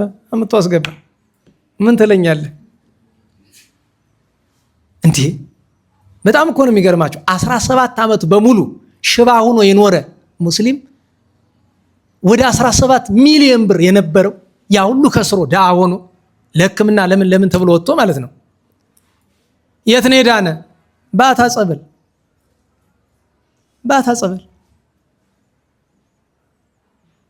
ድንቅ እኮ ነው። አማራጭ ሲያጣ ምን አለ?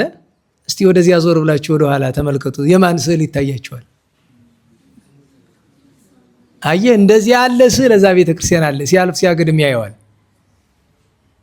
መርቆሬዎስ የክርስቲያኖች ረዳት ሲጠሩህ ሲለምኑ ስታረግላቸው አይቻለሁ፣ ሰምቻለሁ። ወትሮ አላምንበትም ነበረ። አሁን ግን በፈጣሪ አምን ዘንድ ለክርስቲያኖች የምታረገውን ነገር ለኔ አድርግልኝ፣ ከዚህ ጥፋት ከዚህ በረሃ። ምክንያቱም ቤቱ ለመድረስ የ22 ቀን የእግር መንገድ ይቀረዋል። 22 ቀን አውሬው አንድ ምሽት አያሳድረውም። እምሽክ አድርጎ ነው የሚበላው። ክርስቲያን ሆናለሁ በፈጣሪ አምናለሁ ብሎ ቃል ሳይጨርስ አንድ ፈረሰኛ ከፊቱ ቆሟል። ብርሃን የለበሰ የፈረሱ ኮቴ መሬት ያልነካ ሰይፍ የታጠቀ ወጣት። አንተ ምን ሆነ ነው እዚህ በረሃ አለው። ወገኖች ስተውኝ ሄደው ጠፍቼ ና በል እኔ ልውሰድ፣ ከፈረሴ በጀርባ ተፈናጠጥ ተጫን አለው። ከኋላ ቁጭ ጥቁር ነው ፈረሱ፣ ከእግሩ አካባቢ ነጭ ያለው። ታዲያ ፈረሱ ወደፊት አይደለም ወደ ደመና ወጣና በረረ። ከደመና ወጥቶ ተመልሶ ወርዶ እንደተዘጋ ቤተክርስቲያን ውስጥ ወስዶ ከቅዱሱ ላይ ትቶት ወደ ስዕሉ ገብቶ ተሰወረ። እዚያቸው አደረ። በሌሊት መጋቤ የቤተክርስቲያኑ ከፋች ገበዝ ከፍቶ ሲገባ ቁሟል። ሊጮህ ነው ሌባ ብሎ ማለት ነው። አትጩህ፣ ቆይ ምነግርህ ነገር አለኝ አለው። ምንድነው የምትነግረኝ አለው። ይህ ያለሁበት ቤት ምንድን ነው አለው። ቤተ ክርስቲያን። የማን? የቅዱስ መርቆሬዎስ። የት ሀገር? ምስር፣ ግብፅ። እንግዲህ አስቡት፣ ከ22 ቀን መንገድ በአይነ ጥቅሻ ነው የመጣያችን ሌሊት። መርቆሬዎስ ግን ማን ነው? ታሪኩን ነገረው። እኔ መልኩን ዛሬ ሌሊት በዚህ በረሃ ሳለሁኝ ያመጣኝ ጎልማሳ በፈረስ የተቀመጣልና እስኪ ስዕሉን ግለጥልኛል። ግልጥ ቢያደርገው ያው ነው ራሱ። ይሄን ያመጣኝ፣ ከዚህ በላይ ምልክት አልፈልግም፣ አስተምረኝና አጥምቀኝ አለው። አስተምሮ ደብቆ አጠመቀው፣ ክርስቲያን አደረገው። ተደብቆ ለዘላለም መኖር አይቻልም። አንድ ቀን ሲወጣ ቤተሰቦቹ አዩት። ምክንያቱም መንገደኞቹ መጥተው ልጃችሁ በረሃ ሞቷል ብለዋቸው አርድተዋቸው ተለቅሶ አልፏል። አንዱ ሄዶ እንዴ እናንተ ልጃችን ሞተ ብላችኋል፣ ግን እሱን የሚመስል ሰው መርቆሬዎስ ቤተክርስቲያን ውስጥ አለ ይላቸዋል። ፈልገው ቢያወጡት እሱ አንተ ምን ሆንክ ብሎ አሉት። መልሱ አንዲት ብቻ ናት። እኔ ምንድን ነኝ አለ? ክርስቲያን ነኝ። ስሙ ማን ተብሏል? ዮሐንስ። ሊመክሩት ሞከሩ፣ አልሰማቸውም። አስፈራሩት፣ አልተሳካም። እስላሞችን ሰብስበው ደበደቡት፣ አልተሳካም። መጨረሻ ላይ ከነህይወቱ ሽንት ቤት ውስጥ አሉት። እናቲቱ ግን እናት ግን ምን እምነቷ ሌላ ቢሆንም እናት ናት። አልቅሳ ልትሞት ሆነ። ያን እያየች እሷ ከሚያሰቃዩት የለችበትም፣ ምንም ክርስቲያን ባትሆንም። በእሷ ለቅሶ ምክንያት አባትየው ከዚያ ቆሻሻ ከሽንት ቤት አወጣውና በል ወደማላይ ሀገር ሂድልኝ እዚህ ከምገል ብሎ አለው። በረሃ ሄዶ ገዳመ አስቄጥስ ገባ፣ መነኮሰ። ብዙ ድርሳን አጽፏል። ኋላ አንድ ገዳማዊ መነኩሴ መጣና ዮሐንስ አቤት፣ ምን እያረክ ነው እዚህ? በምናኔ አያያይ ይሄ አንተ ስፍራ አይደለም። እናሳ ሄድ ወደ ምስር ወደ ግብፅ። ምን አለ እዛ? መከራ ተቀበል፣ ስለ ክርስቶስ ገሃድ ተናገር። ድሮ ስትሰድበው ኑረሃል፣ አሁን ምስክርነት ስጥ ያደረገልን ቸርነት። እንደገና ተመልሶ ወጣ። አሰቃዩት አሰቃዩት አሰቃዩት፣ አልቻሉትም። በመጨረሻ እንዲገልላቸው ለማን ሰጡት? ለምስር ገዢ አሳልፈው ሰጡት። ምክንያቱም የምስሩ ገዢ እስላም ስለሆነ ማለት ነው። ከዚህ አስጠርቶ ከማሰቃየቱ በፊት ያኛው ደግሞ ልባም ኑር አለካ። አንተ ለምንድን ነው እምነትን የለወጥ ካለው ተአምሩን ዝርዝር አድርጎ ነገረው። ደነገጥ። አይ እኔ በአንተ እምነት አልገባም፣ የፈቀድ ከሆነ አምልክ ብሎ ደግሞ እንዲህ አለ ማለት አይ እና እንዲያውም ከመፍራቱ የተነሳ እኔ አንድ ውለታ ልውልልህ እፈልጋለሁ። ምን ላድርግልህ አለው። የመርቆሬዎስ ቤተክርስቲያን ስራልኝ። የመርቆሬዎስ ቤተክርስቲያን ሰራ። ሌላስ አለው የሚካኤል፣ ሌላስ የእመቤታችን።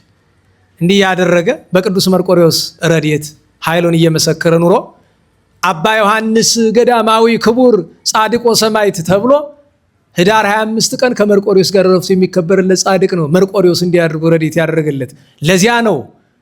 ምን ይባላል? መርቆሬዎስ ገባሬ መንክራት ወፍጡነ ረድኤት፣ ፈጥኖ የሚረዳ ድንቅ አድራጊ። እግዚአብሔር በረከቱን ያሳድርብን፣ በረከቱን ያሳድርብን። ያን ቀን ሄኖክ አባታችን እግዚአብሔር ከሞት ሰውሮ ብሔረ ሕያዋን ያስገባበት ቀን ነው።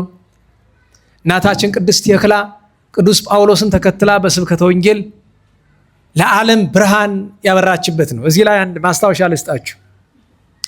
ቅዱስ ጳውሎስም በመልእክቱ ቅዱሳን ሐዋርያትም በሲኖዶሳቸው በመጽሐፈ ዲድስቅልያም ሴት ልጅ ታስተምር ነው አታስተምር ነው ያሉ? ተናገሩ። በማህበር መካከል ተነስታ ትናገር ነው ዝም ትበል ነው ያሉ? አዎ። ታዲያ እንዴት እናስታርቀው? እነ ቅድስት ቴክላ በሐዋርያት ዘመን ሰበኩ ይላል። እነ ቅድስት ወለተ ጴጥሮስ በዘመነ ሱስንዮስ ሰበኩ ይላል። በሌሎችም ስፍራዎች የሰበኩ ሴቶች አሉ አይደለም? እንዴት እናስታርቀው ከተባለ በመጀመሪያ ደረጃ እንዴት ዋላችሁ? በዘመነ አጸባ ቤተ ክርስቲያን የሚያስተምርላት በሌለበት ጊዜ ለአሕዛብ ለኢአማንያን መመስከር መስበክ ሳይሆን ሰማዕትነት ነው የሚባለው። ቅድስት አርሴማ እኔ ክርስቲያን ነኝ ስትል ሰማዕትነት ስትቀበል ምስክርነት ነው አይደለም? እንደ ስብከት ልንቆጥረው እንችላለን። ቅዱሳት አንስት ቤተ ክርስቲያን የመጨረሻው ደረጃ ደርሳ ማስተማር የሚገባቸው እውነት መናገር የሚገባቸው ካህናት፣ መምህራን እውነቱን ከካዱ መድረክ መውጣት አይደለም፣ ድምፅ ዋጋ መጨበጥ አይደለም። ባገኛቸው አጋጣሚ የክርስቶስ የመድኃኒታችን አምላክነት፣ የድንግልን አማላጅነት፣ የቅዱሳንን ክብር፣ የቤተክርስቲያንን ስርዓት መንገር ትችላለች። ነገር ግን ያንን የምታደርገው ለማን ነው? ለኢአማንያን ነው። እናዋላችሁ ተረድታችሁታል? በዘመነ አጸባ ለሰማዕትነት የሚደረግ ምስክርነት ነው። የቅድስት ወለተ ጴጥሮስም የእናታችን ቅድስት ቴክላ ለሰማዕትነት የተደረገ ምስክርነት ነው። እንደ ስብከት አገልግሏል? አዎ። ቅድስት የክላ ፍላጎቷ መስበክ ነው አይደለም። መከራውን ነው የምትፈልገው። በክርስቶስ ስም ተናግራ መከራ ለመቀበል ነው። እና ደግሞ ቤተክርስቲያን እንዳትጎዳ ምዕመናን እንዳይጠፉ ምስክርነት ለመስጠት ነው። ምስክርነት ይባላል። ምስክርነት ታዲያ በዚህ ዘመን ታያላችሁ አይደለም? ጥጋብ በየጊዜው ማናየው ነገር የለም። አንዳንድ ጊዜ ሴቶቹ እኔ ተናግሬያለሁ በተደጋጋሚ። አሁንም በዚህ አካባቢ ሴቶችን ቅኔ ምናምን የሚያስተምሩ ሰዎች አሉ። እኔ በነገራችሁ ላይ ቅኔ መማር አያጸድቅም። አሁን ቅኔ የተማራችሁ መምህራን አላችሁ አይደል? ለእናንተ ግድ ነው። ለካህናት፣ ለዲያቆናት፣ ለሊቃውንት ቅኔ መማር ግድ ነው። ለአንዲት ሴት ቅኔን ለምንድን ነው የምትማረው? ቅኔ መማር ኃጢአት ነው ወይ? አይደለም። መማሯ ይጎዳታል? አይጎዳትም። ታዲያ ምን ነው የምትነቅፈው ካላችሁ የምትማረው ለምንድን ነው ነው ጥያቄ። አያችሁ፣ አንዳንድ ሴቶች ተማሩትና ከዚያ ሄደው ከሊቃውንት ጋር አንዳንድ ሊቃውንት እንኳን አይባሉም እንደነዚህ አይነት ሰዎች በስመ ምሁር ቤተክርስቲያንን አሳልፈው የሚሸጡ ብዙ ደናቁርት አሉና ቪዲዮ ሲመላለስ አይታችኋል። አንዲት ሴት ቅኔ ማይሌት ገብታ ቅኔ ስትመራ ቅኔ መራት ስትመራ አይታችኋል አይደለም? አስቡት። እቺ ሴት ቅኔ መማሯ ጠቀማት ጎዳት? ንገሩኝ። ቅኔ ዋና መሰረታዊ ዓላማው እግዚአብሔርን ለማገልገል ነው። እቺ ሴት ልቡ ካላት ቅኔውን ከቤቷ እየዘረፈች እግዚአብሔርን የምታመሰግነው ምን ጭንቅ። እሷ ግን የፈለገች ምንድን ነው? መድረክ። እሷ ምንድን ነው የፈለገች? ቅኔ ማይሌት። ያ ስህተት ነው። ሴት ልጅ ቅኔ ማይሌት ውስጥ እንኳን ለቅኔ ምራት ማስቀደስ አትችልም። ተክሊል ሲደረስ እንኳ ያው መጥተዋል። ዛሬ ጥሩ ሰዓት ነው የሚደርሱ። ጥሩ ነው። አሁን ያው ዘለፋ ልናመጣ ነው። ለምሳሌ ሁለት ስህተቶች እንነጋገር። በዚህ ዘመን ካህናት የሚሰሯቸው፣ አንደኛ ተክሊል የሚደረስ ቅኔ ማይሌት ላይ አይደለም። ስህተት ነው። ተክሊል ቅኔ ማይሌት ላይ አይደለም። የቅኔ ማይሌቱና የሴቶች መቋሚያ መጋጠሚያው አለ አይደለም? መጋረጃ ያለበት ተናገሩ እንጂ እዚያ ላይ መጋረጃዋ በስስ ትገለጣለች። የምትገለጠው ለጠረጴዛውና ለዙፋኑ ማስቀመጫ ያክል ብቻ ነው። ሴቲቱ ሙሽራ በሴት ወገን ነው የምትቀመጥ፣ ከመጋረጃው በስተቀኝ ከመንጦላይቱ። ወንዱ በቅኔ ማይለቱ አቅጣጫ። እንዲሁም አባቶቻችን ብዙ ጊዜ በዚያኛው ነው የሚያደርጉት፣ ግን ደቡብ ይላል ፍትሐ ነገሥት ላይ። በነገራችሁ ላይ ቅኔ ማይለቱ ደቡብ ነው ምዕራብ ነው? ተናገሩ እንጂ ምዕራብ ነው። ደቡብ ማለት የሴቶች መቆሚያ ነው። መቋማ አንስት ጫፉ፣ የመቋማ አንስት የኛው ጫፍ ለቅኔ ማይለቱ የሚቀርበው አቅጣጫ ነው። እዚያ ላይ አስቀምጧቸዋል። የሴቲቱ ሚዜዎች የት ነው የሚቀመጡ? በእሷ በስተቀኝ ስለሆነ ሴቶች ጋር ናቸው። የወንዱ ሚዜዎች እሳ በወንድ ናቸው። ከዚያ ቅዳሴ ሲጀመር መጋረጃው ይጋረዳል። ራሳቸው ሙሽሮች እንኳ ጎን ለጎን ቆመ ማስቀደስ አይችሉም። እንዲህ ሴትና ወንድ አንድ ላይ የት መጽሐፍ ነው የተገኘ? ፍትሐ ነገሥት ይላል አይልም? ፍትሐ ነገሥት ምንድን ነው የሚለው? እንዲያው ቅርብ ቢኖር ገልጬ ባነብላችሁ በወደድኩ ነበር። አንቀጽ 24 ላይ ምንድን ነው የሚለው? በሚቆርቡ ጊዜ እንኳ ጎን ለጎን እንዳይቆርቡ ተከልክሏል። ታዲያ እንዴት ይሁን የሚባል ካባውን እንግዲህ ተክሊል የሚደረስ በሁለት ካባ አይደለም። በስንት ካባ ነው ነገሩኝ?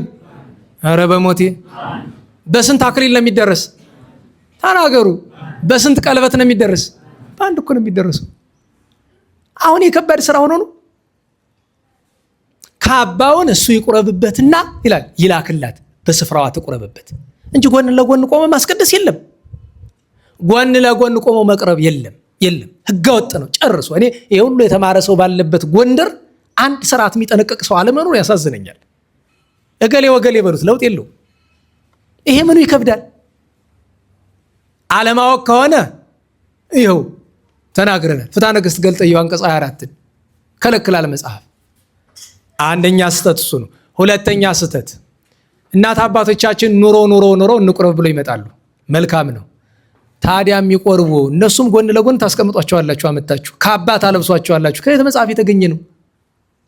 ጭራሽ እኮ ካህናት ለቅዳሴ የሚለብሱት ካባ እኮ ነው የሚደረግላቸው።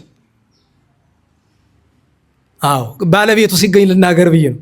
እናንተ ነግሬያቸው የምታረሙት ነገር ስለሌለ እሳቸው ካህን ብቻ ሳይሆኑ ማዘዝ የሚችሉ ኃላፊ ስለሆኑ ለዚያ ነው። እንኳን ደህና መጡ። መጀመሪያ ግን በጻድቃን እንዴት ዋላችሁ?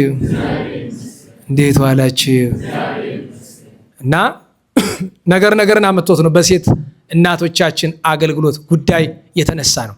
ኋላ ደግሞ ሰሞኑን ያቺ ቅኔ ምራት ገብታ እንደታየችው ሰሞኑን ደግሞ ቅኔ ማህሌት ላይ አንዲት አካሏ ያበጠ ሴት መቼም የመመበጥ አይደለም ተበልቶ ተጠጥቶ የሚመጣ ምቾት ነው እንረዳዋለን። ቁጭ ብላ ከበሮ ትቆረቆራለች ማህሌት ላይ። ከበሮ እንደምትችለው አቆራቆሯ ይናገራል። አያችሁ ስህተቱ ምን ሆነ? እችን ሴት የማህሌት ከበሮ መቆርቆር ለምንድን ነው ያስተማሯት? በነገራችሁ ላይ የቸብቸባውን ብዙ ሰንበት ተማሪው ሊችለዋል አይደለም? ስህተት የለውም። ምክንያቱም በሴቶች ጉባኤ ሴቶች ከበሮ መምታት፣ መዘመር፣ መድረክ መምላት ያፈቀዱትን ነገር ማድረግ ይችላሉ በሴቶች ጉባኤ። በዚህ ጉባኤ ግን ክህነት የሌለው ወንድ እንኳን አሁን አስተባባሪው አንተ ክህነት አለ እዚህ ጉባኤ እንኳን አንተ መድረክ መምራት አትችል፣ ከበሮ መምታት አትችልም እኮ። ቀጥ ያለ ሲታጣ ይመለመላል ጎባጣ ነው እኮ ነገሩ። እውነቴን ነው። የመታጣት እኮ ነው። ዲያቆኑ በሙሉ ጉባኤ መምጣት አይወድ ሰነፍ ሆኖ ነው እንጂ እኮ ማስተባበር ነው። አዳራሽ ማጽዳት ማስተባበር ነው። ክህነት ያለው ሰው ነው እንዲህ ያለ ስራ የሚሰራ። ግን ክህነት ያለው ሰው ከሌለ ግን ይቻላል። ይቻላል ያልኳቸው እዚህ የሰንበት ትምህርት ቤት ነው እንጂ ከቤተክርስቲያን ውስጥ አይደለም። አይቻልም ቤተክርስቲያን ውስጥ። በነገራችሁ ላይ እንዴት ዋላችሁ? ሊቃውንት ጠፉ ተብሎ ሴቶች ወይም ደግሞ ክህነት የሌላቸው ሰዎች ቅኔ ማህሌት ገብተው ቢማሩ መቆም ይችላሉ? ማህሌቱን አይችሉም። ቄስ ጠፋ ተብሎ ዲያቆን እንደ ቄስ መቀደስ ይችላል? አይችልም። ይቀራል ቅዳሴው። ካህን ከሌለ አይቀደስም። ሊቃውንት ከሌሉ ማህሌት አይቆም። ንብረትነቱ የነሱ ነው። ትእዛዝ፣ አምላካዊ ትእዛዝ የፈቀደላቸው ለነሱ ነው። እና ቅድስት ቴክላን አብስተን ነው በረከቷ አይደርብን። ቅድስት ኢላርያ ቴክላ ወሙጊ እመቤታችን የተገለጠችላቸው ቅዱሳት አንስት ናቸው። አባ ሕፃን ሞዓ ታላቁ እመቤታችን ድንግል ማርያም ውዳሴ እና ዳዊት ሲደግሙ ትገለጽላቸው የነበረች ብዙ ድንቅ ድንቅ ታምራት ያደረጉ ዛሬ እረፍታቸውን የምናከብርላቸው የአቡነ ዮሐንስ የጎንዱ የጸገሮ የእሳቸው ደቀ መዝሙር የነበሩ ደገኛ ጻድቅ አቡነ ሕፃን ሞዓ ያን ቀን ታላቁ ሽፍታ የነበረው ንስሐ ገብቶ ክርስቲያን ሆኖ ጻድቅ ሆኖ እንደገና በሰማዕትነት ያለፈው የተሰዋው ቅዱስ አባ አበከረዙን ታምራት በማድረግ የሚታወቀው አባታችን ቅዱስ አበከረዙን ጻድቅም ሰማዕትም ነው። እና አባ ይስሐቅ እነ ቅዱስ እንዲኒና ሰማዕታት አትሪብ ሌሎችም ሰማዕታት ዓመታዊ በዓላቸው ነበረ። የሁሉንም በረከት ያሳድርብን። በ26 የመጀመሪያው ትልቁ በዓል አረጋዊ ቅዱስ ዮሴፍ ነው። የእመቤታችን የቅድስት ድንግል ማርያም የስጋ ዘመዷ አጎቷ፣ ጠባቂዋ፣ ተንከባካቢዋ። በነገራችን ላይ እንድታስተውሉት የሚያስፈልገው ነገር ዛሬ በመጽሐፍ ቅዱስ ላይ ዮሴፍን ፈሃሪሃ ለማርያም ይላል። የእመቤታችን ጮኛ ይለዋል አይደለም? እንዴት ዋላችሁ ይለዋል አይደል? ዛሬ ግን በዛ ስም አንጠራው። ምንድነው የምንለው? ዮሴፍ ጻድቅ፣ አረጋዊ፣ ትሩፈ ምግባር፣ በዓለ ርዕስ ሰናይ፣ ሽምግልናው ያማረ፣ ምግባሩ የተረፈ ቅዱስ አረጋዊ ነው የምንለው እንጂ እመቤታችን ጮኛ እንለው ማለት መጽሐፍ ላይ እንደዛ ነው የተጻፈ፣ እንደዛ ነው የምናነበው። ዛሬ ግን ከዛም ያለፈ ጸያፍ ነገር ጽፈው ከዛ ደግሞ መብታችን ነው ከመጽሐፍ ነው ያገኘነው ምናምን የሚሉ ሰዎች አሉ። ቅዱስ ዮሴፍን ፈሃሪያ ብለን እንደማረግ አንጠር። ምክንያቱም ያ ለጊዜው እግዚአብሔር መንፈስ ቅዱስ ባወቀ እመቤታችን እንዲንከባከብ እንዲጠብቅ መከራ አብሯት እንዲቀበል በአባትነት እንዲንከባከብ በአገልጋይነት እንዲታዘዛት ከምንም በላይ ግን አይሁድ እመቤታችንን በደንጃ ወግረን እንግደላት እንዳይሉ የተሰጠው ስም ነው። ጊዜያዊ ስም እንጂ ዘላለማዊ ስም አይደለም። ለስራ ለአገልግሎት ለጊዜው የሚሰጥ ስራ አለ አይደለም? ነና ዋላችሁ? ኧረ እንዴት ዋላችሁ? እንደዚያ ነው እንጂ ለዘላለም ፈሃሪያ ስንል አንኖርም። መጽሐፍ ግን የጥንቱን አይደለም የሚነግረን፣ ያን ጊዜ የተደረገውን ነው የሚነግረን። እስካሁን ድረስ እንደዚያ ነው ማለት አይደለም። ለምሳሌ የእግዚአብሔር ጌታችን ኢየሱስ ክርስቶስ ጥንትም አምላካችን ነው፣ ዛሬ ምንድን ነው? አምላካችን ነው። በቅዱሳን ታሪክ ውስጥ የሆነ ወቅት ላይ ስማቸው ሆኖ የሚያልፍ ነገር አለ። በጥሩም ጥሩ ባልሆነ ነገር የሰማችሁ ነው። አዎ። እና ዛሬ የምንናገረው የቅዱስ ዮሴፍን ክብር እመቤታችን ባገለገለበት መጠን ፋሪያ የተባለበትን ምክንያት እናገራለን እንጂ ዝም ብለን ፋሪያ ስንል አንውልም። ያ የሚያሳፍር ነገር ሆኖ ነው አይደለም። ለምን መንፈስ ቅዱስ እንዲህ ተብሎ እንዲጠራ ስለፈቀደ። ምክንያቱም ወለግዚእነ ሐፃኒሁ ይላል ደግሞ አይደል? የጌታችን አሳዳጊ ይላል አይደለም? ያን ጊዜ የተሰጠው ግብር ነው። ግን ለሱ ክብር እንዲሆነው ነው እንጂ ክርስቶስን ማሳደግ የሚቻለው ፍጡር አለ? የፍጥረት ሁሉ ባለቤት አይደል እሱ? ነገር ግን በስጋ ስርዓት አሳዳጊው ተብሏል። ይሄ ቅዱስ እመቤታችን ድንግል ማርያምን እንዲያገለግላት ከመቀበሉ በፊት እስከሚያረጅ ድረስ ስርዓተ ኦሪትን የጠበቀ በናዝሬት ያደገ የኖረ ልጆችን የወለደ 5 ወንድ ልጆች 3 ሴት ልጆችን የወለደ ሚስቱ የሞተችበት ደግ ሰው ነበረ። እመቤታችን ድንግል ማርያም ከመጣች በኋላ ግን ቤቱ ምን ሆነ? ሰማየ ሰማያት ሆነ። የመላእክት ማደሪያ ሆነ። ለምን?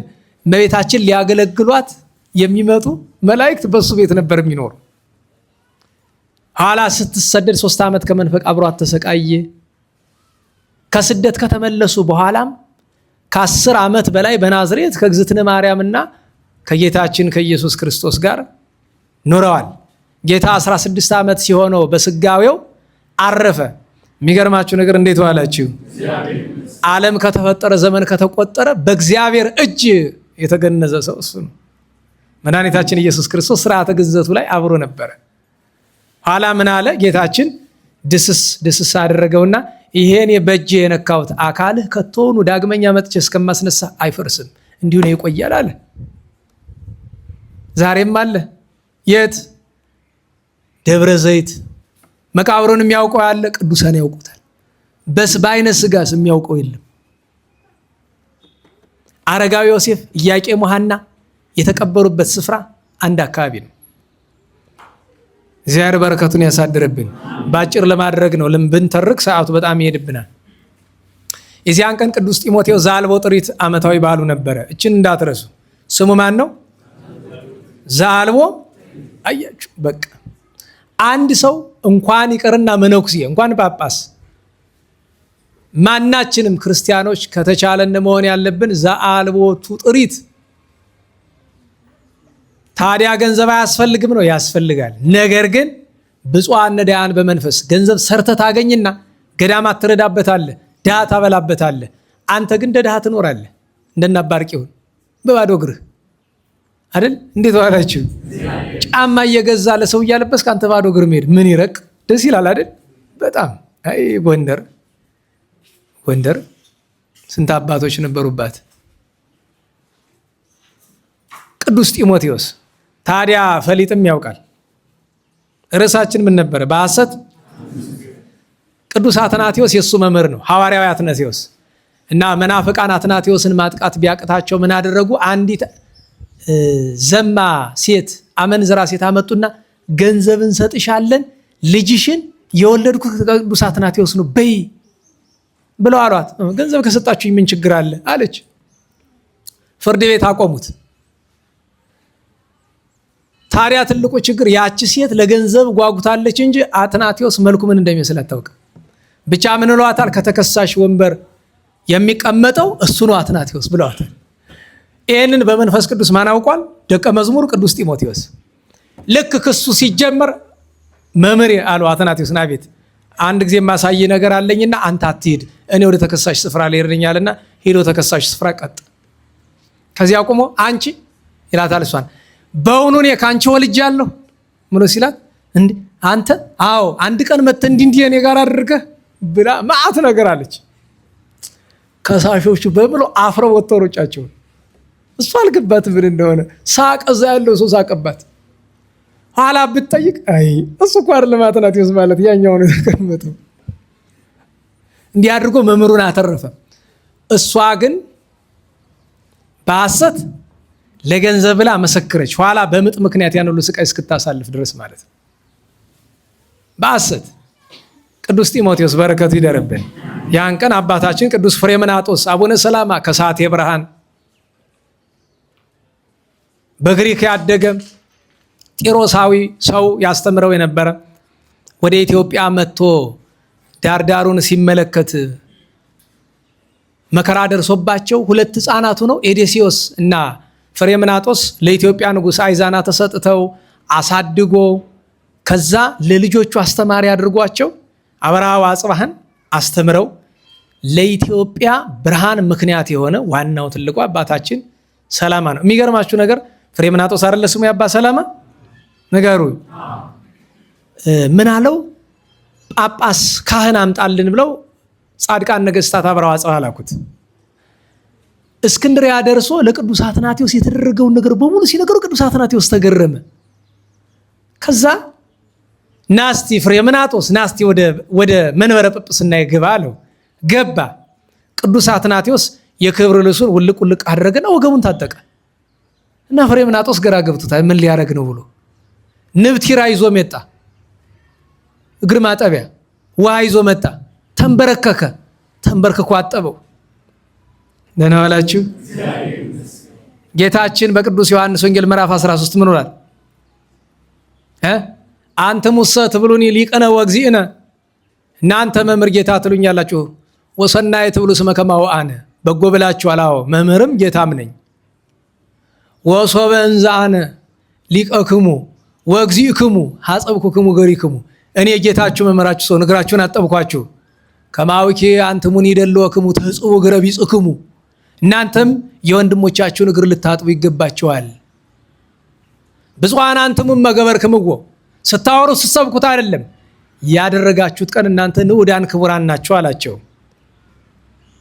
እግር ማያጥብ ሰው እንዴት ብሎ ክርስቲያን ለመሆን ይቻላል? ደህና ዋላችሁ። አንዲት ሰው ምን አለችኝ? በውጭ ሀገር በአውሮፓ አካባቢ ያለች እንዴ ሰውዬ እግር ጠቡ ይላሉ ጊዜ በዚህ በካሜራው ምናምን እናያለን። እስቲ ጥቅሙን የማይሆነኝ አለች። ምክንያቱም ከትዳሯ ችግር ውስጥ ገብቶ በጣም ነበር ባሏ ጋር ተጣልታለች። ከዛ አንድ ቀን አለችኝ እስቲ እግር ልጠብ አልኩት እና ግራ ገባው አለች። እሺ አለ። አጠብኩት። ይቅርታ የበደልኩ ያጠፋሁት ነገር ካለ ይቅርታ። ተነጋገርን፣ ተላቅሰን ሰላም ወረደ። ከዚያ በኋላ ጠብ ይበል ቤቱ በሙሉ ጠቅላላ በቃ ደስ የሚለው ነው። ኋላስ ምን አለችኝ? እንደገና በጣም የሚጣሉኝ ሰዎች እንግድነት ወደ እኔ ቤት ሊመጡ ነው። እነሱንም ላጥባቸው ነኝ።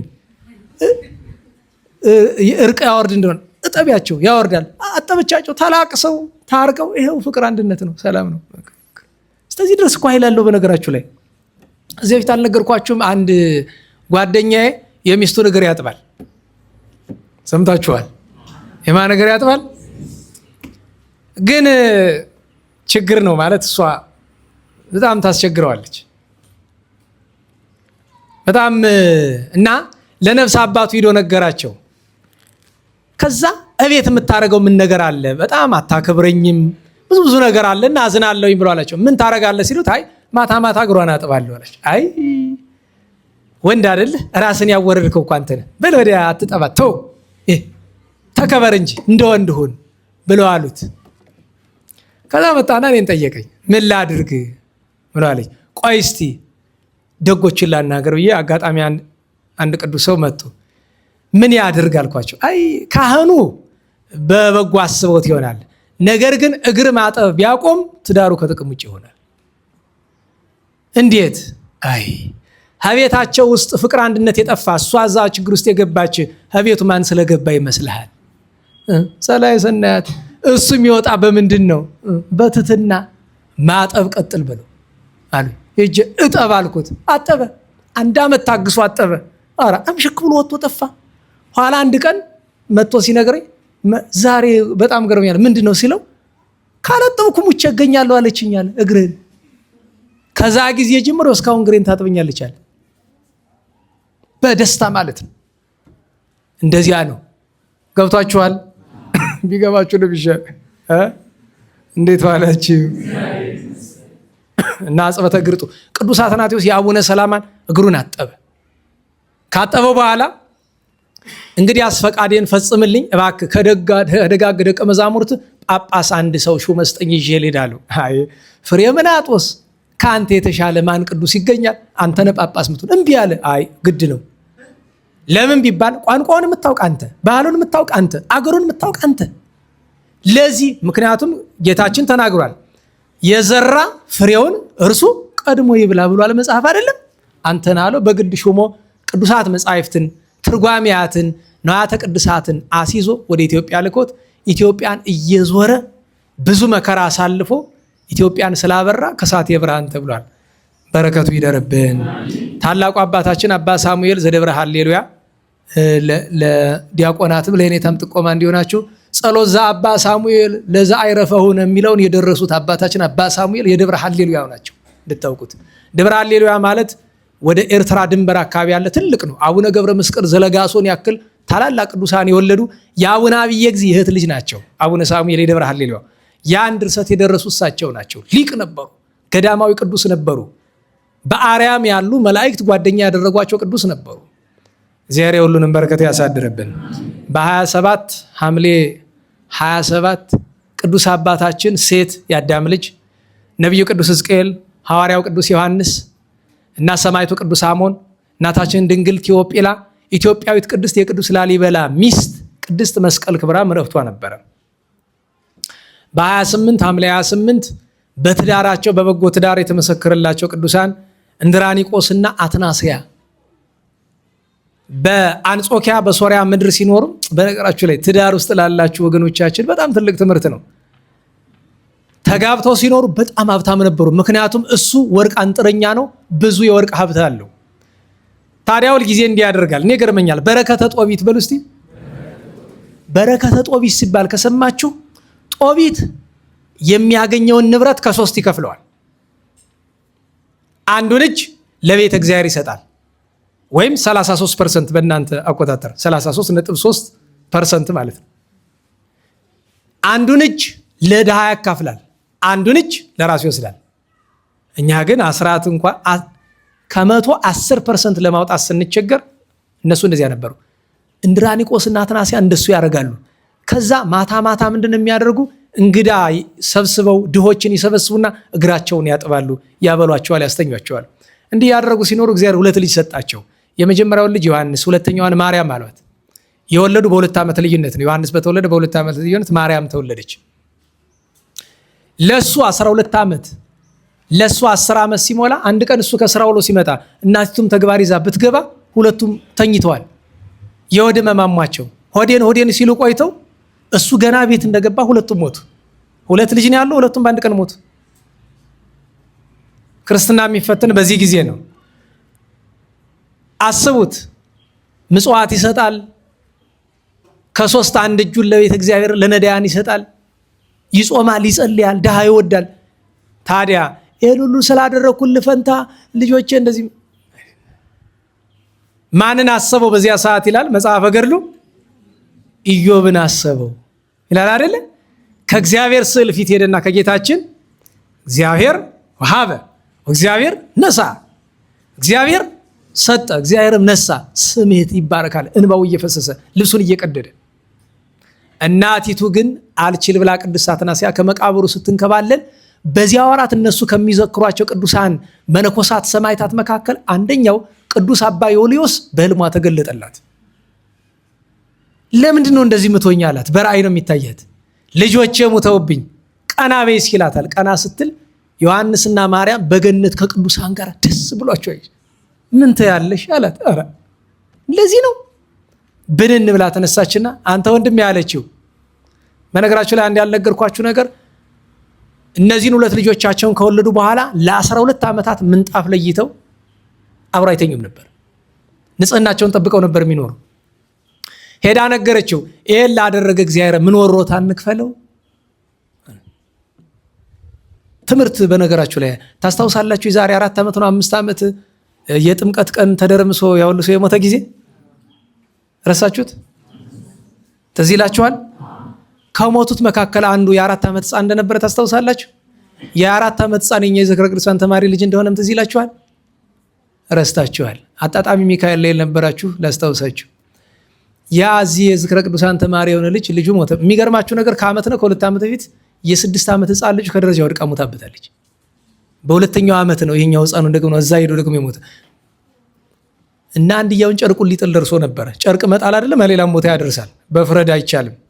እና መጥተው ሲነግሩኝ ያን ጊዜ ብዙ አልንቀሳቀስም ነበርና እስቲ ውሰዱኝ ቤቱን ምን ወስጄ ሳየው ጭንቅላቱን መቆጣጠሩ ሊያቅተው ደርሷል። እና አንድ ምስጢር ልነግር ፈልጌ ነበረ። እኔ ሀዘን ልደርስ አይደለም የመጣው ምስጢር ልነግር ነበረ። ነገር ግን አሁን ባለ ጭንቅላት የምትሰማኝ አይመስለኝም።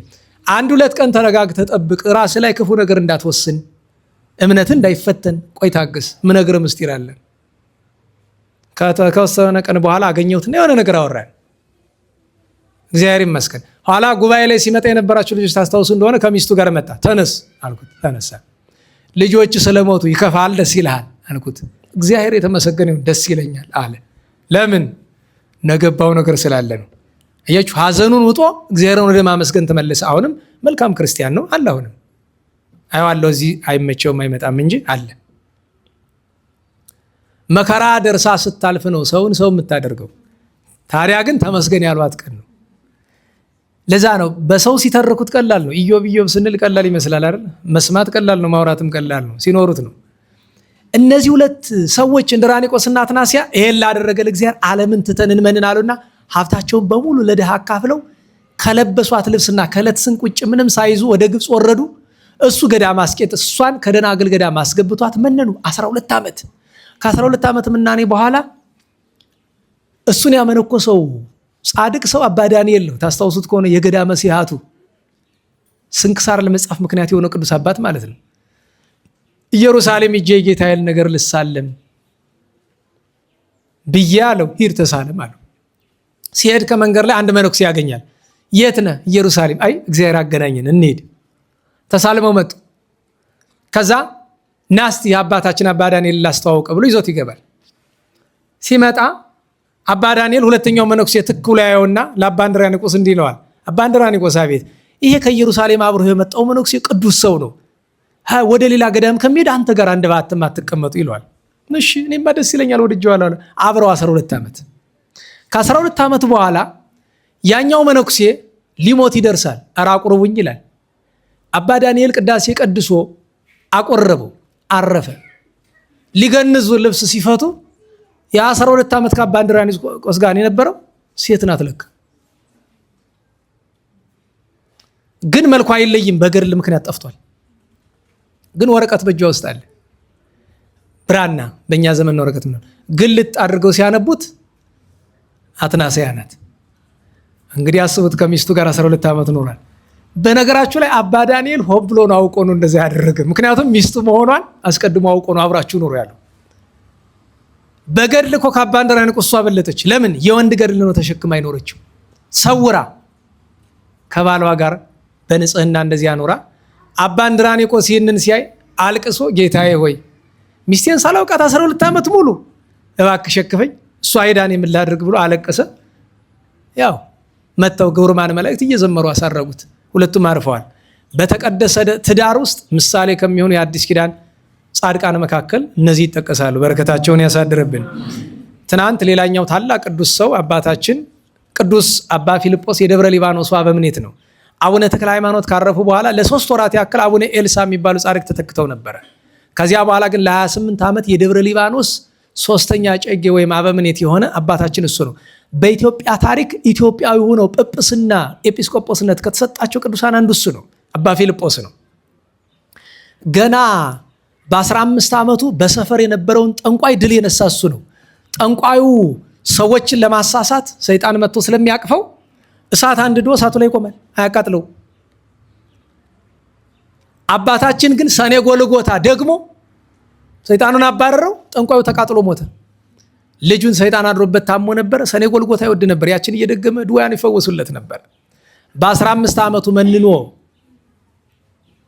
ደብረ ሊባኖስ ገብቶ ለ60 ዘመናት ያክል በስደት በመከራ በገድል ኖሯል። ከተቀበለው መከራ መካከል አንደኛው በወቅቱ የነበረው ንጉሥ የአባቱን ሚስት ስላልወለደችው ሚስት አድርጎ አገባት። የአባቱን ሚስት አልወለደችኝም ብሎ ሚስት አደረገ።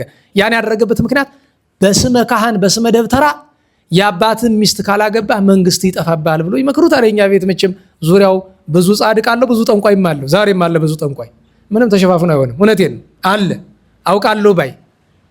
የሚገርማችሁ ነገር ገጥሞና ያውቃል እኮ አንድ ሰው መጥቶ አረ ገሌን ተጠንቀቀው አለ።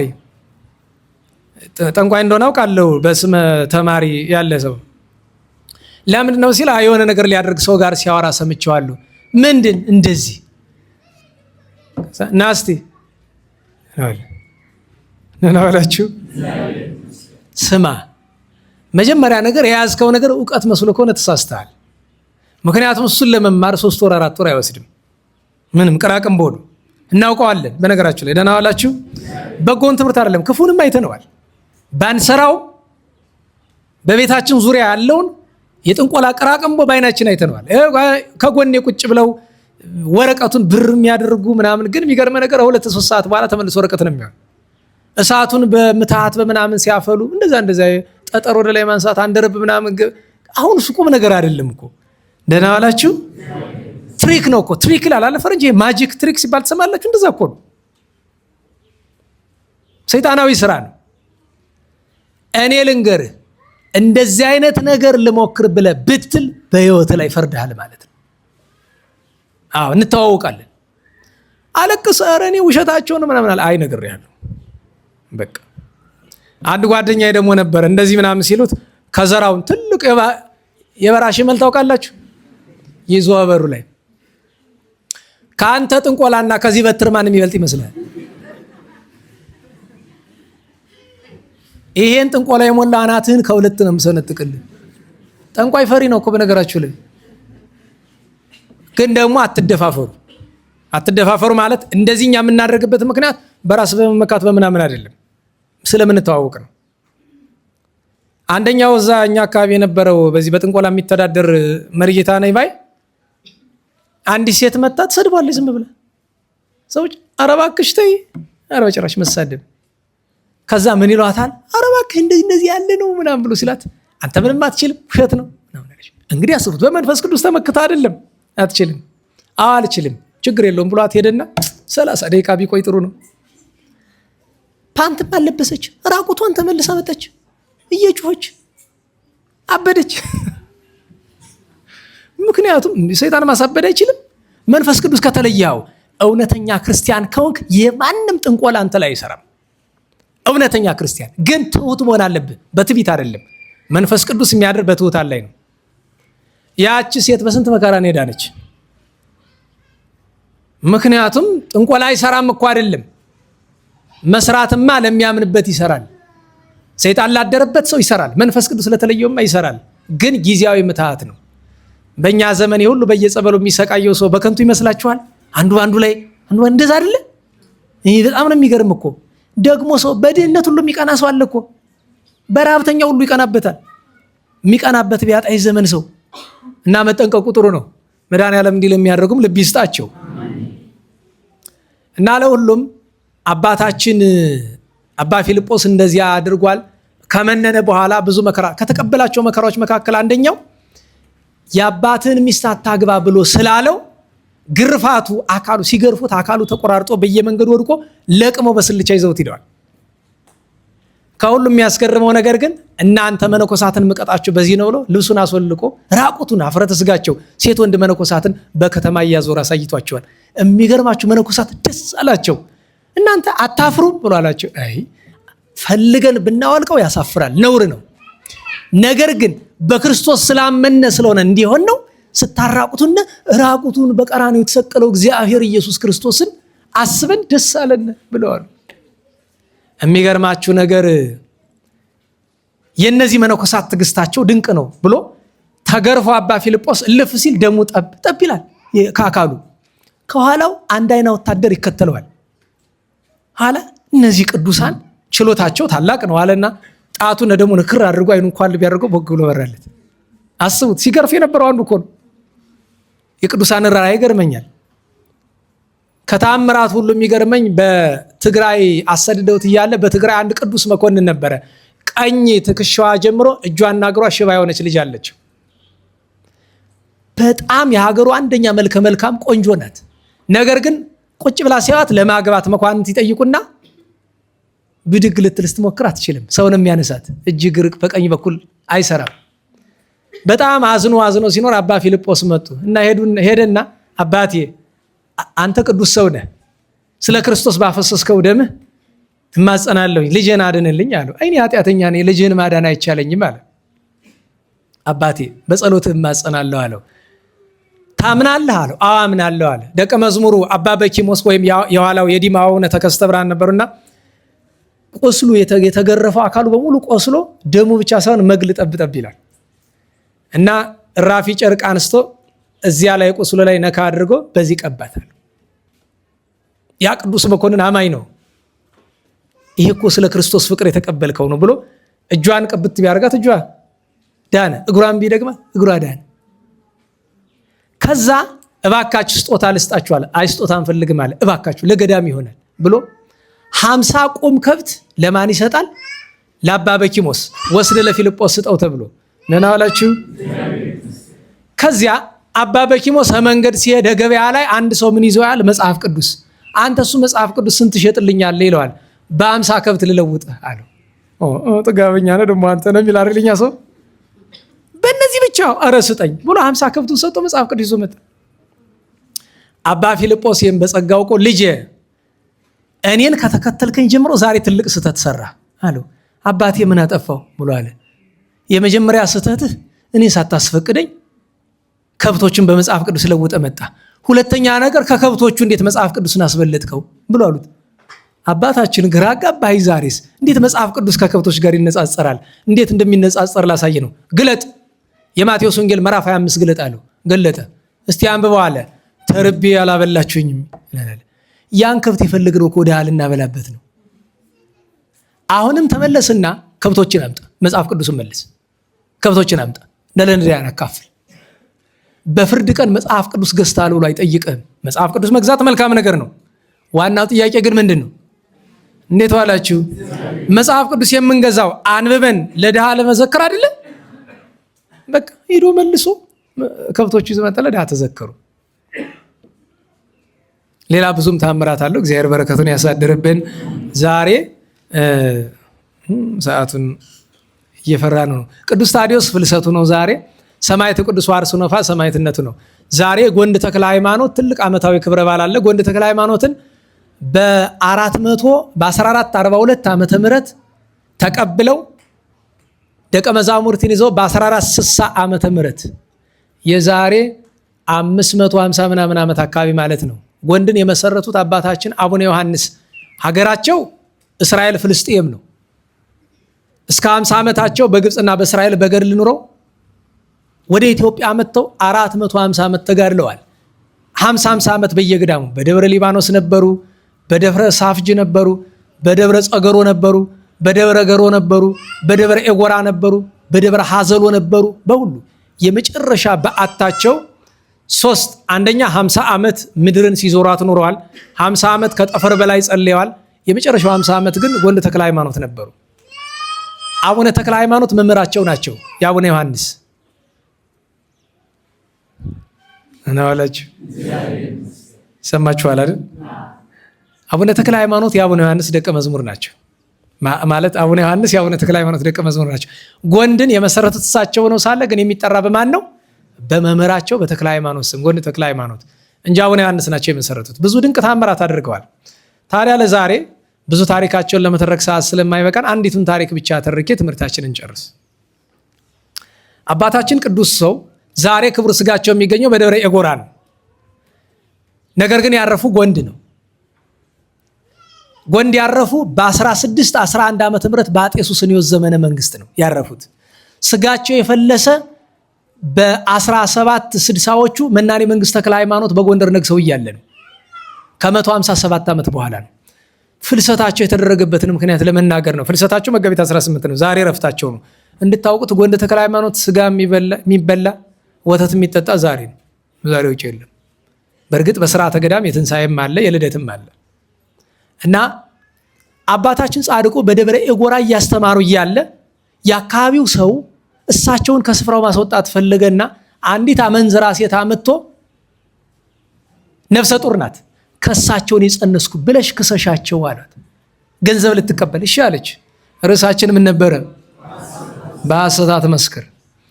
ሰው ተሰብስቦ ይሄ ሰውዬ ከኔ ደርሶብኛል፣ ልጁም የሱ ነው በማይጸን ያለው ብላ ተናገረች።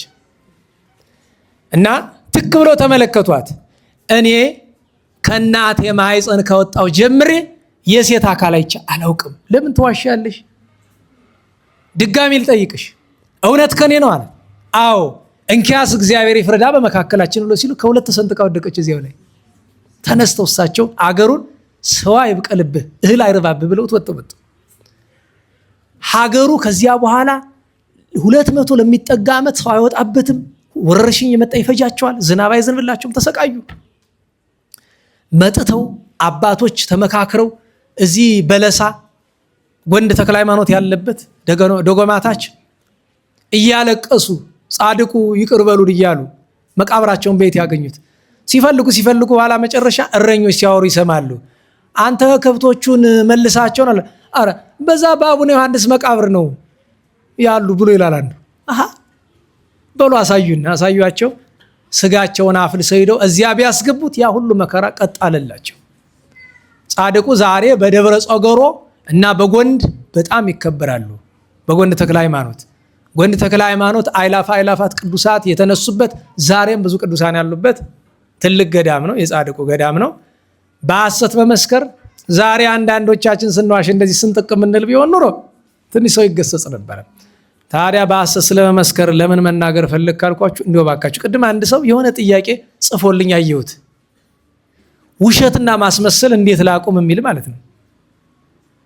በሐሰት መመስከር የሚጀምረው ከውሸት ነው። ለምንድን ነው ውሸት መናገር? እኔ በእናንተ አልፈርድም። ሀቅ የሚናገር ሰው በቤተክርስቲያናችን አውደ ምሕረት ስንት ታውቃላችሁ? እንዴት ዋላችሁ? ስንት ሰው ታውቃላችሁ ሀቅ የሚናገር? እኔ በጣም ግራ የሚያጋባን የሐሰተኛነታችን መገለጫ የሚጀምረው የማይገባንን ስም ከመውሰድ ነው። መጋቤ እንትና፣ ሊቀ እንትና፣ በኩረ እንትና፣ ምናምን እንትና እንባላለን አይደለም? ከዚህ በላይ በሐሰት መመስከር አለ? ሐሰተኛነት እኮ ነው። በነገራችን ላይ በራስ ላይ መዋሸት ጥሩ ነው።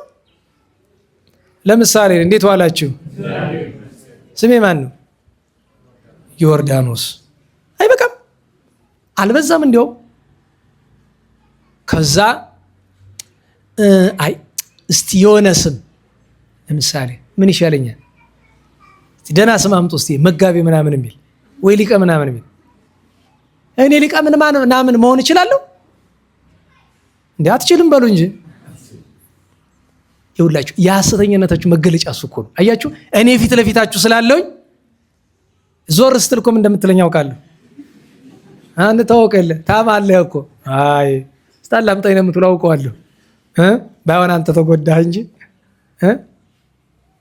ታው እንተማማለን እኮ። ሰማለሁ አንዳንድ ጊዜ ሰማለሁ ስለ ደግሞ ያው መቼም ያወራኸው አይቀርም እንደዚህ እያሉ ነው ይለኛል። መጥቷኑ ደግሞ ተው እባክህ። አጤ ቴዎድሮስም በሆነ ኑሮ ወሬውን ያመጣውን ነበረ ማለት። አጤ ቴዎድሮስ እንደዛ አይደለ? እገሌ የሰደበው ሲላቸው እሱ አልሰማሁትም አንተ ነው የሰደብከኝ በለው። አንዳንድ ሰው ደግሞ ራሱ ሊሰድባችሁ ሲፈልግ በብሂል ይብሉካ ይባላል አይደል? ራሱ እኮ ነው መሳደብ የፈለገ። ከዛ ግን ሰዎች እንዲህ ሲሉ ሰማው ይላል። ራሱ እኮ ነው ማለት ይፈልጋል አሉም እኮ እነሱ። እና በሐሰት መመስከር በራስ ላይ ይጀምራል። የሌለህን ነገር እንዳለ ስታስመስል ከዚያ ይጀምራል። በሐሰት መመስከር ሌላ ምንድነው? ቤተክርስቲያን አውደ ምሕረት ትወጣና አንዱን ሰባኪው አንዱን ሰው እዩአቸው እኔን የመሰሉ መምህር እንዲህ ውሸት ጠቅላላ የሌለ ነገር። መነኩሴው ሲሞጋገስ፣ ሰባኪው ሲሞጋገስ፣ ዘማሪ ነኝ የሚለው ሲሞጋገስ፣ እኔ ሌላውን በሐሰት እንዴ ፍርድ ቤቱን ትቸኮ ነው ነና አላችሁ። ዛሬ በፍርድ ቤት የሚሰጥ ስንት የሐሰት ምስክር አለ። ዛሬ በቤተ ክርስቲያን ላይ በነገራቸው ላይ ሰው ያላደረገው ነገር በሰበካ ጉባኤ ውስጥ ስንት የሐሰት ምስክርነት ነው ያለ። ሰበካ ጉባኤ ውስጥ በቤተ ክርስቲያን አስተዳደር ስንት የሐሰት ምስክር ያልተደረገ ነገር። ባለፈው አንድ ሰው የሆነ ምድራዊ ዳኛ የሆነ ባለስልጣን ፊት ሰድበኛል አለኝ። ምን ብዬ አንኩት? ባንጃ ብለህ ሰድበኛል። መቼ? ጉባኤ ስታስተምር ነበርክ? አልነበርኩም፣ ግን ሰዎች ብለውኛል። አይ አለመማር ያሳዝናል። ባንጃ ማለት የሱዳን ጦር። አይዞህ አስቡት፣ እዚህ የተቀመጠ አንድ ሰው እኔ ያላልኩትን ነገር እሱን ያላልኩትን ነገር ሄዶ አለህ ብሎታል። የሐሰት ምስክር። ያ ደግሞ ተቀብሎ እሱ ራሱ የሐሰት ምስክር ነው ደግሞ ለሌላ ዳኛ እየከሰሰኝ ሰድበኛል ያልሰደብኩትን። ዛሬ በዓለሙ በሐሰት ተመሰከረ። ለምን ይገርመናል? እውነት የሚመሰክር አንድ ኦርቶዶክሳዊ በተለይ በአገልግሎት ባጣንበት ዘመን እውነት መመስከር ምንድን ነው?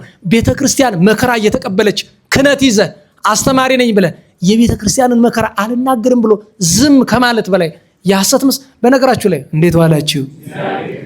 ሰው መከራ ሲቀበል ዝም ማለት ምን ማለት ነው? መከራ እየተቀበለ አይደለም ብሎ እኮ በሐሰት እንደመመስከር ነው። ለምን አንተ ልትመሰክር የሚገባ ዝም ስትል ምዕመኑ ምንድን ነው የሚያስብ? አይ ነገሩ እውነት ቢሆንማ እሱ ይናገር ነበር እኮ ነው የሚል። በራሳችን ላይ በሐሰት አንመስክር፣ በወገኖቻችን ላይ በሐሰት አንመስክር። በሐሰት መመስከር እኮ መልኩ ብዙ ነው። ጌታችን ኢየሱስ ክርስቶስ ሎቱ ስብሐት አማላጅ ከሚሉ ሰዎች በላይ የሐሰት ምስክር አለ። እንዴት ዋላችሁ? ክርስቶስ መድኃኒታችን ፈራጅ ነው አማላጅ ነው? ፈራጅ ነው አይደል? ሎቱ ስብሐት አማላጅ ማለት ምንድን ነው? የሐሰት ምስክርነት። እግዝእትነ ማርያም ላይ የማይገባ ነገር መናገር ምንድን ነው? የሐሰት ምስክርነት። ቅዱሳንን ማቃለል ምንድን ነው? የሐሰት ምስክርነት። ስርዓተ ቤተ ክርስቲያን ላይ ስንት ነው የሐሰት ምስክርነት ሲነገርበት የሚውለው? ጎንደር ውስጥ አሁን ቅርብ የተነሳ ነገር አለ። ይሄ ራሱን ያጠፋ ሰው ፍትሐት ይፈታ የሚያረጉት ነገር ቢያጡ የሚገርማችሁ ምን አሉ? ፍትሐት እንዳትፈቱ፣ ራሱን ያጠፋ ሰው እንዳትፈቱ የሚል ህግ የለም ልማድ ነው አይሉ? ኧረ አላውቅም ነው የሚባል፣ ያልተማርኩም ነው የሚባል። ደህና ዋላችሁ? አላውቅም እኮ ነው የሚባል፣ አልተማርኩም ነው የሚባል። እንዲሁ በሞቴ አያሳፍርም እኮ ችግር የለው አልተማርኩም ይባላል። ወይም ደግሞ አንዳንድ ደግ የተማረ ሰው ይላል አይ እኔ አልተማርኩትም እንደዚህ ያለ ነገር አልተማርኩም ከመጽሐፍም አላገኘሁትም እናንተ ያገኛችሁት ካለ አሳዩኝ እኮ ነው የሚባል። እንዲሁ ጎንደር እኮ ስርዓት ያላት ከተማ ናት። አባቶቻችን በመጽሐፍ ተገኝቶ ነው ራሱን ያጠፋ ሰው ጎንደር ውስጥ ፍትሐት የማይፈታ መጽሐፍ ላይ ስላለ ነው። አለ አሳያለሁ ከፈለክ አለ። ለምን በሐሰት በመጽሐፍት ላይ ተመሰክራለህ? ፍትሐ ነገሥት የማይለውን ነገር ማስተማር ማለት በፍትሐ ነገሥት ላይ በሐሰት መመስከር ነው። ወንጌል የማይለውን አለ ብሎ ማለት በወንጌል ላይ በሐሰት መመስከር ነው። እና በእውነቱ መድኃኔዓለም ከሐሰት ምስክርነት ያውጣን። በሐሰት አንመስክር፣ ራሳችንን እንወቅ። እግዚአብሔር ቸርነቱ የእመቤታችን አማላጅነቱ አይደርብን። አጭር መልእክት ትኖራለች። እሱን ስብሐት እንበልና እሱን የምነግራችሁ ይሆናል። ሁላችን በያለንበት ለምስጋና እንነሳ።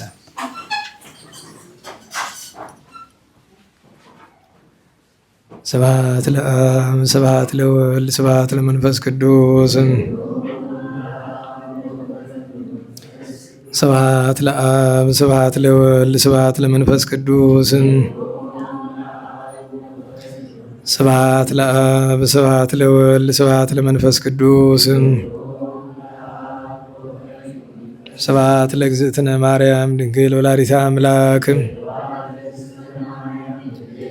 ስብሐት ለመስቀለ እግዚእነ ኢየሱስ ክርስቶስ ክርስቶስ በምሕረቱ ይዘከረነ አመዳግም ምጽአቱ እያስተፍረነ ለሰቦተ ስሙ ያንቃነ ወበአምልኮቱ ያጽናአነ እግዝእትነ ማርያም አይርጌ ጸሎተነ ወአስተስሪ ኩሎ ኃጢአተነ ቅድመ መንበሩ ለእግዚእነ ለዛብለአነ ዘንተ ህብስተ ወለዘአስተየነ ዘንተ ጽዋዐ ወለዘሰርዐ ለነ ሲሳየነ በአራዘነ ወለዘተአገሰ ለነ ኩሎ ኃጢአተነ ወለዘወሃበነ ሥጋሁ ቅዱሰ ወደሞ ክቡረ ወለዘአብጽሐነ እስከ ዛቲ ሰዓት መላለም ምሕረቱ ናብሎቱ ስብሐት ወአኮቴተ ለእግዚአብሔር ልዑል ወለወላዲቱ ድንግል ወለመስቀሉ ክቡር ይትአኮቶ ይሰብሐ ስሙ ለእግዚአብሔር ወትረ በኩሉ ጊዜ በኩሉ ሰዓት ስብሐት ለአብ ወወልድ ወመንፈስ ቅዱስ ለዓለሙ ለዓለመ ዓለም።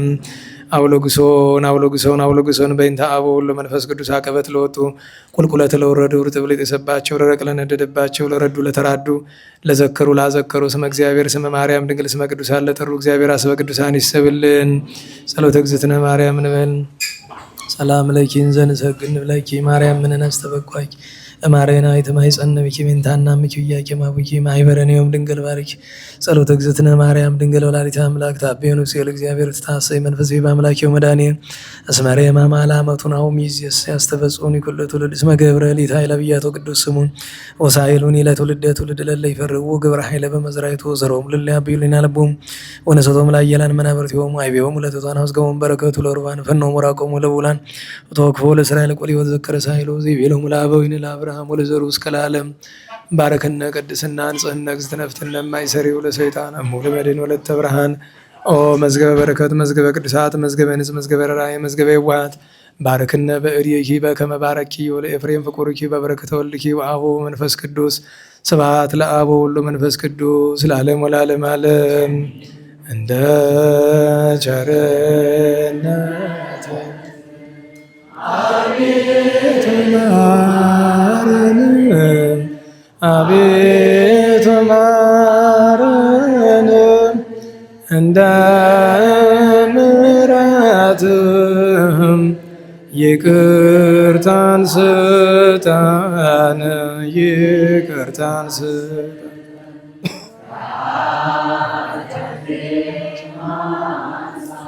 ከክፉ በደል ከብዙ በደል ለዚያች ክፉ ኃጢአት እንዳልሆናት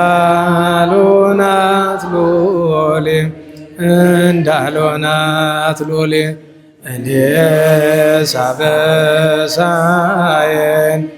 በደሌን ሳውቀው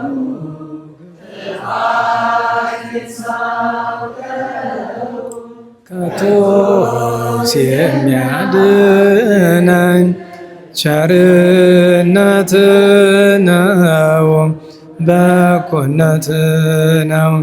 አንተን ብቻ በደልኩ ክፉም አደረግም አሁን ከፊት ወደቅም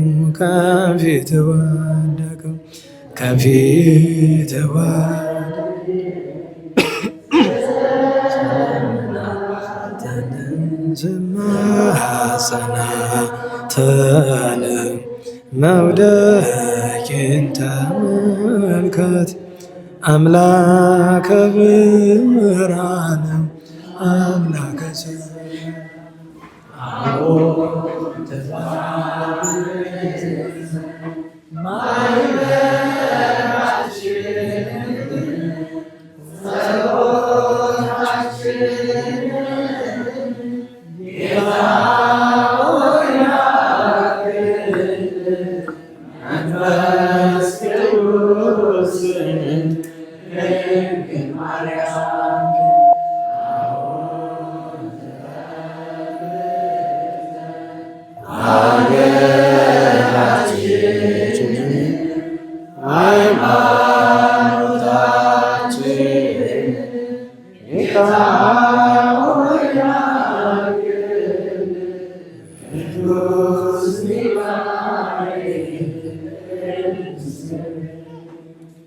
አቤቱ ጌታ ሆይ ጸሎታችንን አስተብቆታችንን ተቀበልልን። ሀገራችን ኢትዮጵያን በቸርነትህ ጎብኝን። ሁከቱን፣ ጦርነቱን፣ እርስ በርስ ግድያውን፣ አፈናውን፣ በሽታውን አስወግድልን።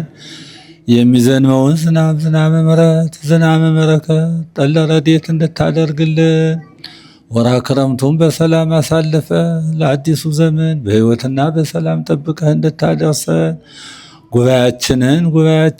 ጉባኤያችንን ባርክልን፣ ቀድስልን። እየዕለቱ እየሰዓቱ እየወራቱ በሰላም እንድንገናኝ መልካም ፈቃድ ይሆንልን። አቡነ ዘበሰማያት አባታችን ሆይ በሰማያት የምትኖር ስምህ ይቀደስ፣ መንግሥትህ ትምጣ፣ ፈቃድህ በሰማይ እንደሆነች እንዲሁ በምድር ትሁን። የዕለት ምግባችንን ስጠን ዛሬ፣ በደላችን ይቅር በለን እኛ የበደሉንን ይቅር እንደምንል። አቤቱ ወደ ፈተና አታግባን፣ ከክፉ ሁሉ አድነን እንጂ መንግሥት ያንተ ናትና፣ ኃይል፣ ክብር፣ ምስጋና ለዘላለሙ አሜን። እመቤታችን ቅድስት ድንግል ማርያም በመልአኩ በቅዱስ ገብርኤል ሰላምታ ሰላም እንልሻለን። በሐሳብሽ ድንግል ነሽ፣ በሥጋሽ ድንግል ነሽ። የአሸናፊ እግዚአብሔር እናቱ ሰላምታ ለአንቺ ይገባሻል። ከሴቶች ሁሉ ተለይተሽ አንቺ ክብርት ነሽ፣ የማኅፀንሽ ፍሬ ቡሩክ ነው።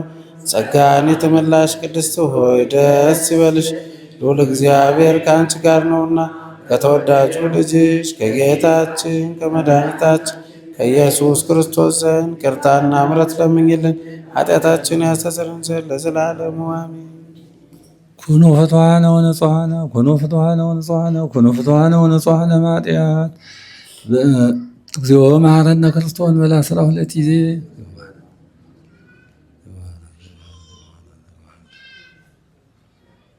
እዛለፈ ስርየት ወበዘይመጽእት ኩኑ ፍቱሐነ ወንጹሐነ ማጥያት ከማሁ በእንተ እግዝእትነ ማርያም በላ 12 ጊዜ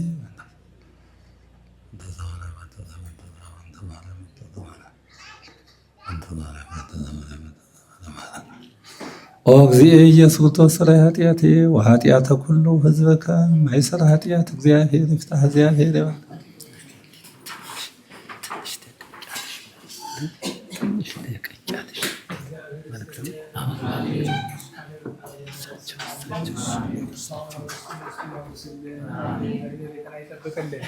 አጭር መልእክት አለ።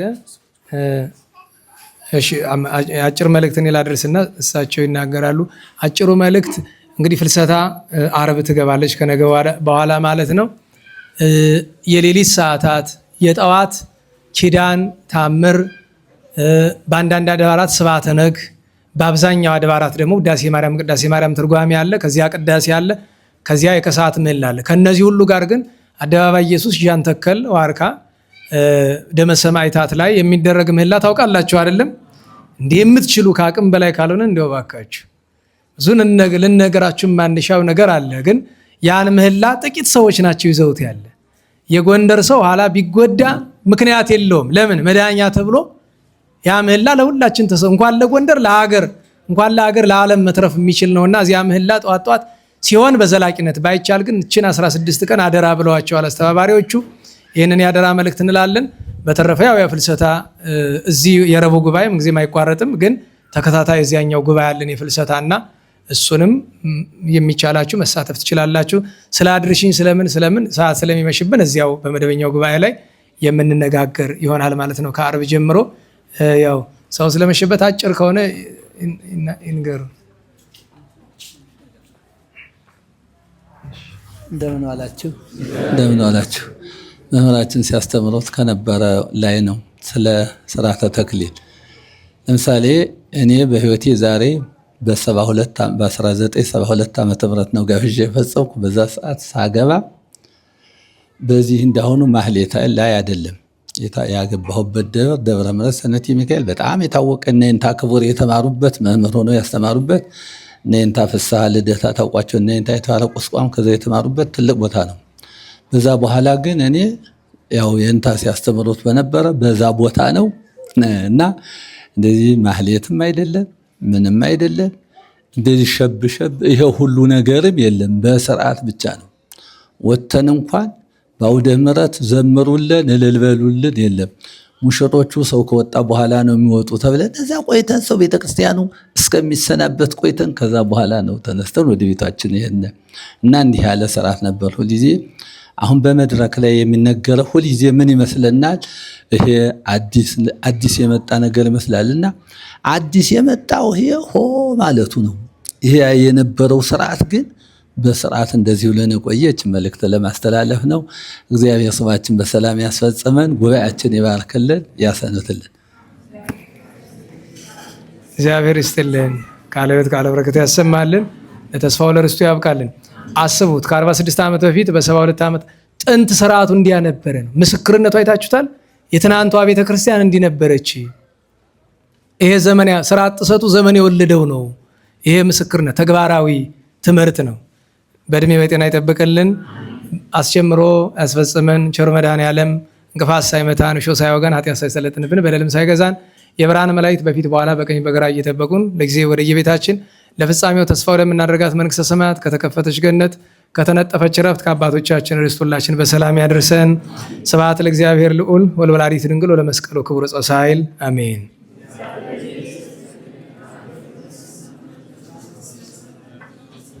አሜን። ያው የመሸባችሁ መሄድ ትችላላችሁ። ሌሎቻችን እንዘምራለን። የማይመሽባችሁ ጸጋነ ሣህል ወሕይወተ ረከብነ ጸጋነ ሣህል ወሕይወተ ረከብነ በኃይለ መስቀሉ ለኢየሱስ ክርስቶስ በኃይለ መስቀሉ ለኢየሱስ ክርስቶስ በኃይለ መስቀሉ ኪያከ እግዚኦ ነአኩት ወንሴብሐከ እግዚአብሔር ኪያከ እግዚኦ ነአኩት ወንሴብሐከ እግዚአብሔር ጸጋን ተቀበልን ሕይወትን አገኘን ጸጋን ተቀበልን ሕይወትን አገኘን በመስቀሉ ኃይል ለኢየሱስ ክርስቶስ በመስቀሉ ኃይል ለኢየሱስ ክርስቶስ በመስቀሉ ኃይል አቤቱ አንተን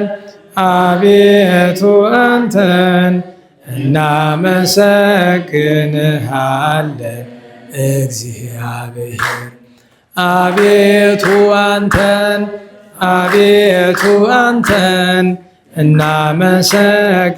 እናመሰግንሃለን እግዚአብሔር። ሰላም ያሳድረን።